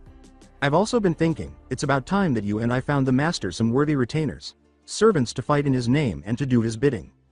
With a contemplative expression, Naruto said, "You mean to me the way the old man's grandson and his 2 friends are?" Blinking, Hilda said, "Explain." "Well, I met this little brat when the Hokage summoned me to his office a few months prior to you and Beal arriving here." As he kicked his feet up on the coffee table, he explained, "Anyway, the brat's teacher badmouthed me, and when he saw me knock his teacher's head through a wall, he started pestering me for training. He tripped and blamed me for it, and I punched him over the head when he thought I would kiss his ass like others did simply because he's the Hokage's grandson." He laughed and hummed, "Now that I think about it, I shouldn't have told them to beat the hell out of anyone that looks at them funny. I showed him a few things and the next thing I knew, he and 2 of his little friends were following me around and calling me boss, doing whatever I said to. For beating up Hanabi, a young Hyuga girl, and a few other Hyugas, they have been grounded for the past few months." Before being taken home and locked in their rooms, the 3 told him that Hanabi had said something to Konohamaru about being weaker than her and that he looked at him funny. The boy took his words to heart and punched her in the face while they were on the playground, since it could be considered strange to be stared at by those white eyes alone. In the end, all hell broke loose, and the 3 were proud to say that they defeated 4 Hyuga after some of the other Hyuga kids, who were few in number, jumped in to help their friend after witnessing the youngest clan heiress get punched. Hilda gazed at him for a moment, thinking, wow, he already had a few subordinates who admired him in that way, and one of them was the grandson of the village leader? The young master made a wise choice. They ought to have nearly finished their punishment if I'm correct. They'll be over sooner or later. The next day, Naruto was irritated with Kakashi once more. He waited for 2 hours at the bridge with a homosexual Uchiha in denial and a pink-haired waste of space before the man gave them the day off, claiming that there was a meeting or something similar. As he walked down one of the side streets, he muttered dark things under his breath while Beal snored and hung off the back of his jacket, calmed to sleep by his father's dark digressions. Naruto stopped and sighed, saying, "Konohamaru, don't let me hurt you." He then turned to see a square box painted like a rock with 2 eye holes. "This is sad even for you," he said. When the box exploded in a plume of gray smoke, Beal was awakened. He peered over Naruto's shoulder, glaring but oddly not crying. As the cloud cleared, 3 sets of coughing came from it, revealing 3 children. Konohamaru, dressed in shorts, a yellow shirt with the village symbol on the front, and a long blue scarf around his neck. A girl with orange hair in 2 ponytails standing up on her head, who was Konohamaru's school friend Moegi, and a slightly taller boy with round glasses and a constant runny nose, who was Udon, the group's smartass. Boss, I knew you would notice us." As the cloud dissipated, the group leader exclaimed, causing Naruto's eye to twitch. "But hey, since we're not grounded anymore, will you play ninja with us?" As she approached, Sakura, who had just come up the same road after pouting over Sasuke's refusal to take her out on a date, heard this and sneered. "A ninja playing ninja, that is so twisted." She then realized that she had said it aloud and within the blonde's hearing range. With an evil glare that matched Beale's, Naruto turned to face her and said, "I don't know why you're talking. Pretty much all you do is play ninja. Before you get hurt, why don't you run along?" "Yes, you inform her boss. Show that big four-headed skank who's in charge," Konohamaru said with a laugh. Sakura was terrified of Naruto, but she wasn't scared of the brat who called her that and snarled, threatening to lash out. When Konohamaru saw this, he turned and ran, Sakura following closely behind him, while the other two children followed her. Sighing, "If it's not one thing it's another, come on baby Beale. Let's make sure the brat lives through this." Bu. Naruto was following the four when he noticed an odd sight. A blonde girl with a fan over her shoulder stood off to the side, and a sand ninja in all black with face paint was holding Konohamaru up. The blonde said dryly, "Come on Kankuro, you're gonna get us into trouble." "But Tamari, this brat ran into me. I'm gonna teach him a lesson to watch where he's going," Kankuro said with a sneer while grabbing Konohamaru by the collar. "Whatever," sighed the girl. Kankuro gave the boy he was holding a sinister grin, but Konohamaru didn't appear alarmed. "Just wait," he stumbled, "you'll regret it when the boss arrives." "Oh, is that meant to frighten me?" Kankuro smiled and then balled his fist, preparing to punch the younger boy, but a hand caught his wrist from behind. "Leaf ninja aren't all that tough." Konohamaru grinned at the sight of Naruto, who had moved to the back of them without their knowledge and deflected the fist before it struck the boy. "Hey boss. Are you attempting to harm a child?" mused the blonde darkly from behind the sand ninja. "Really? How incredibly pitiful are you? I'll show you, you bastard." Kankuro began as he snarled and dropped Konohamaru, but Naruto used his free hand to punch him in the side of the face, sending the ninja flying through the wooden fence and out of sight. "When he wakes up, tell him he's welcome," he hummed, turning to face the girl, who chuckled uneasily and stepped back. "What? Assaulting the Hokage's grandson isn't a very good way to make a first impression, especially when he's a lot younger." Tamari turned pale at that. "Anyway," Naruto went on, approaching the three children, "let's go, you brats. I want to introduce you to my wife and kid. Your wife is gorgeous, boss." As the three entered the blonde's apartment, Konohamaru practically cheered. Naruto pulled up behind, carrying Beale, whom someone managed to say was invisible, on his back. Udon nodded, his face dark red and his glasses foggy. Naruto then took Beale off his back and presented him to them, introducing him to Hilda. "He's adorable." Moegi gushed as Beale hopped out of Naruto's hands and stood on the floor proudly, "and he's butt naked, so cute." To the surprise of both Hilda and Naruto, Beale reddened and hid from Moegi's stare. "Hey, what is the doll doing?"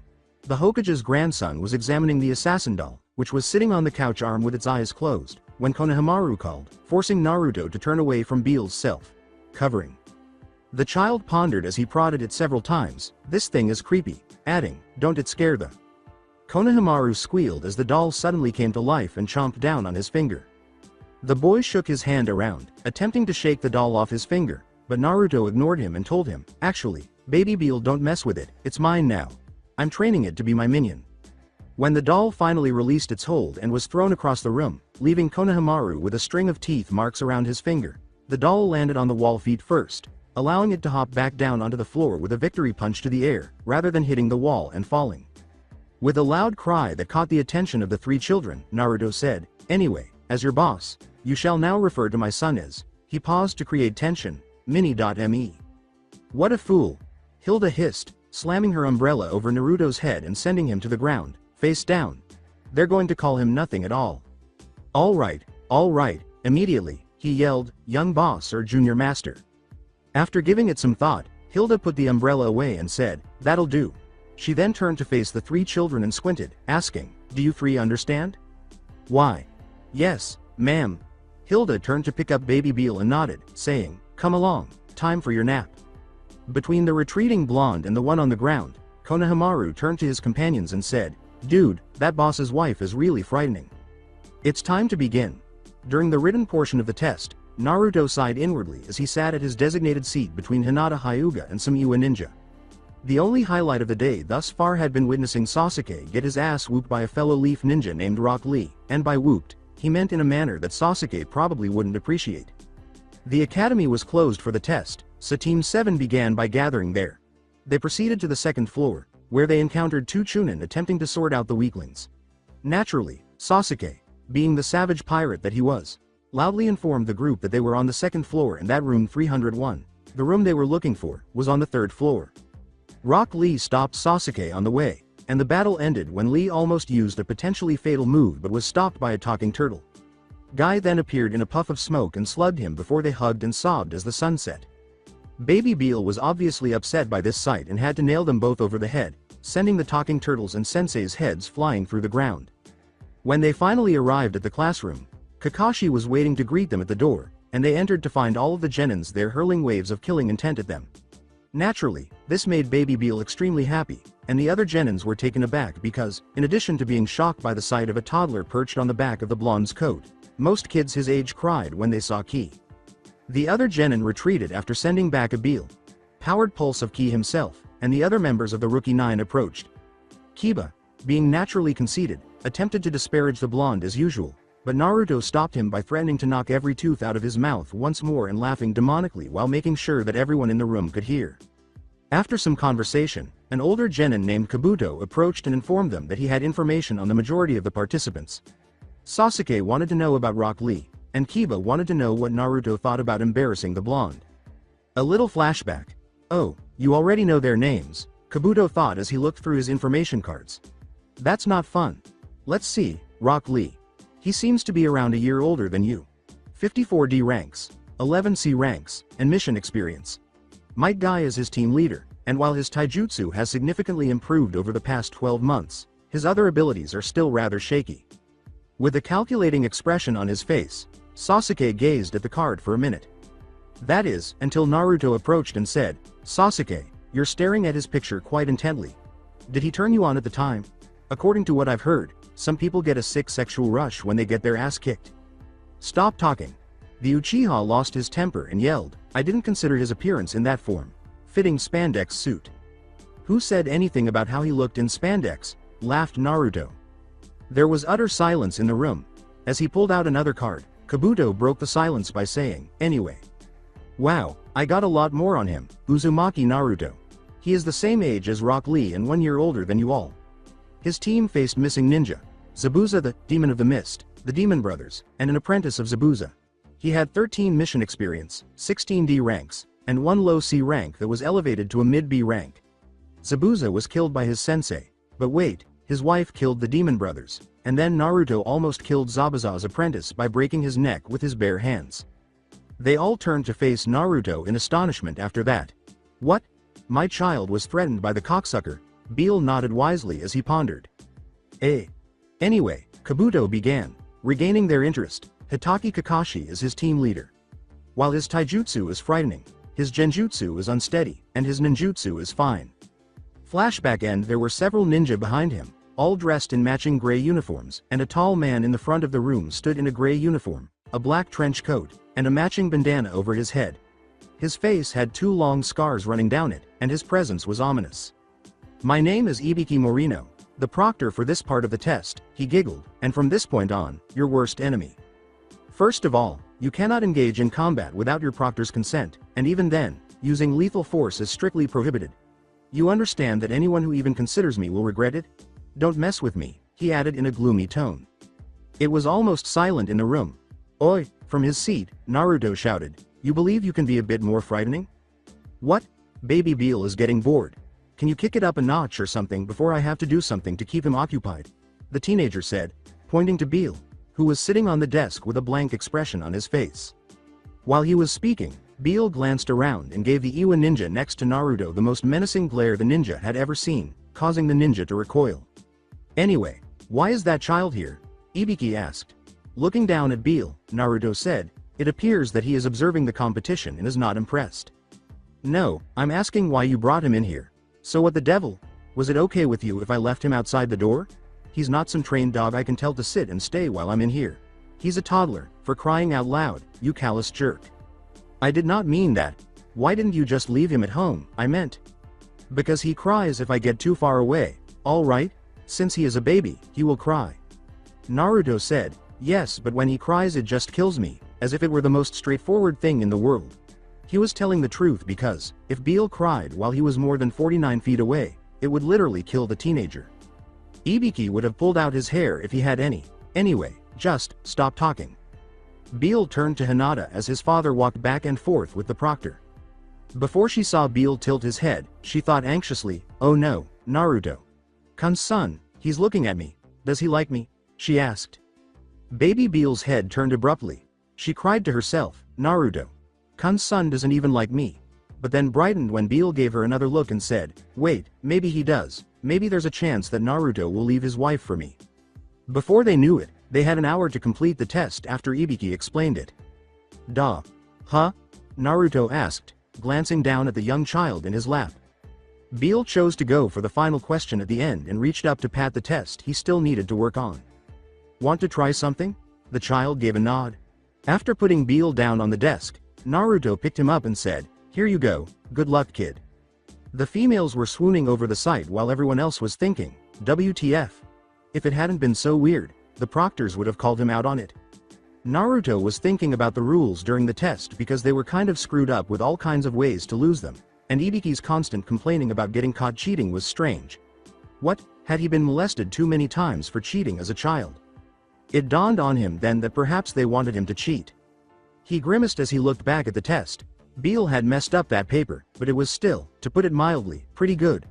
The picture was crude, but he could tell it showed him and Beale standing on top of a pile of corpses. "Alright people, you got 5 minutes before the last question." Fuck, Ibiki said that if you failed the last question, you failed the test period, so he wasn't feeling as confident as he had been before. Either the last question or he got some answers, and then the light bulb went off above his head. "Alright maggots, 1 minute left. Hello, you a ninja." The blonde's fist struck the ninja's face, knocking him out of his chair, over the desk, and head first into the wall, where he passed out and lay stuck in the wall. Naruto's call caused the ninja next to him to turn, along with everyone else, just in time to witness the incident. Long enough for Naruto to grab the ninja's paper, erase the name, and write his own. Everyone gaped at the display of power. "Woo!" With a savage smile, he exclaimed, "Done. You are aware that it will deduct 1 point from your score, aren't you?" With a shrug, Naruto said to Ibiki, "So what, I'm done and so is he." When Naruto patted him on the head with what they perceived to be a dark chuckle and said, "That's my boy," Beale's imitation of his father, proudly introducing himself while holding up his picture, frightened those in close proximity to what he drew. "It's time for the last question," Ibiki said, shaking his head. "But there's one more rule," he said, pausing as they bitched and mumbled for a moment before continuing. "You have a choice. You can choose rather or not to take it. However, you fail the test if you decide not to take it." With Akamaru yapping on top of his head, Kiba shouted loudly from the back of the room, "Well no duh, we'll take the question." The man laughed. "You didn't let me finish. If you don't take it, you fail, but if you do chose to answer it and you get it wrong, you not only fail but you'll remain a genin and never be allowed to take the test again." "What?" Another person in the crowd shouted. "That's bullshit. We took the test more than once, some of us." "Well, bad luck. I suppose you maggots are just out of luck because this is the first time I've been able to proctor this section of the test. How in hell is that even possible? What the fuck?" When Naruto said this loudly, everyone turned to face him once more and saw that he was glaring at Baby Beale, who was sitting across from him on the desk with a deck of cards between them and his arms crossed with a smug expression on his face. "Hey!" Leaning up and slamming his hand onto the desk, Beale yelled, glaring at his father before pointing to the 5 face up cards that were in front of him. 5 aces? Hell no. You can't have 5 of a kind in a poker game without wild cards. Naruto glared back. "I will not give you a single yen for your dishonest behavior." "Hey, you little cheat, I told you no." "Hey. You believe that I'm afraid of her? Hey. You believe Hilda will support you in this matter?" Beale gave a nod. He reached for his wallet and thumbed through the notes, muttering, "Motherfucker, I fucking swear, I ain't never playing cards with you again." As he handed over the cash, he became aware that everyone was staring at him and yelled, "What? Have you never witnessed a man lose a fight with his child before? You mean the Forest of Death?" As they reached the most hazardous training area in the village, Naruto pondered. Beale smiled and pulled the blonde's hair on top of his head, saying, "Duh, be you." He muttered, "Ow, yeah I know it's nothing new, but think of it as a camping trip through the park."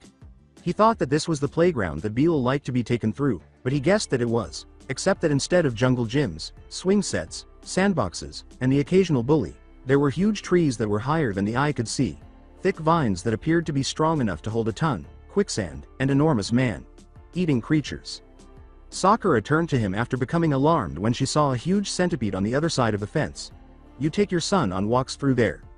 Yes, but so what? The Forest of Death is a small location that makes you nervous. He made fun of it. Anko smirked and narrowed her eyes to slits as she said, so, looks like we got a tough guy here, after hearing this. She had violet hair in a short, spiky fanned ponytail, light brown, pupilless eyes, and, to put it mildly, a questionable state of dress, consisting of a mesh bodysuit that hung from her neck to her thighs, an orange, brown leather skirt, and finally, a tan trench coat. Naruto glanced back over to her broadly, thinking, well, I like to think so. Then, suddenly, a kunai slipped from her sleeve and landed in her hand, slicing the blonde's cheek as it flew through the air, then sailed past another genin, barely missing another with long hair, cutting a few strands before sinking into the ground. I've heard about you, kid, the #1 most violent teen in your class, she said, gripping his shoulders and leaning forward next to his ear, but Naruto didn't respond, even when she disappeared and then resurfaced behind him. But are you tough enough to handle this? She licked the blood off his cheek slowly. Everyone took responsibility after he confessed. I'm confused. Are you talking about the test or are you coming on to me? If so, that's something we'd have to take up with my wife. He went on, she said that I could bring other women into the relationship but she'd have to approve. As they stood there, the man living the dream that so many others had coveted made every other man gape at God in human form. After recovering from her unexpected fall, Anko returned to the front and began to explain the rules. She then had a Chunin sign another release form stating that they were aware of the risk of dying. She gestured to one that a Chunin had just completed assembling, saying, okay, listen up, after you sign the forms, you are to go to the tent over there and hand over your signed forms. You will receive one of these scrolls in exchange for your 2 forms. The woman took 2 plain-looking scrolls from her coat and held them out. They were both slightly bigger than her hand, but one was dark blue and marked, Earth, while the other was white and had the symbol for heaven on it. Since there are 26 teams, there will be 26 scrolls total, 1 for each team. You must locate and retrieve the other half of you after receiving a heaven scroll. Those who have an earth scroll must do the same to receive a heaven scroll. Before putting the scrolls back in her pocket, Anko explained, not only that, but this test will be timed. Chunins are trusted with missions to carry vital information, so you must resist the temptation to read it while you are in the forest. You have 5 days to reach the central tower and obtain one of each. Do you have any questions? The team cannot succeed unless all 3 members are present. None existed. Team 7 was given an earth scroll and told to go to gate 13, and everyone proceeded to sign the paperwork and retrieve the scroll before being sent to one of the numerous gates enclosing the forest. Hey, blonde.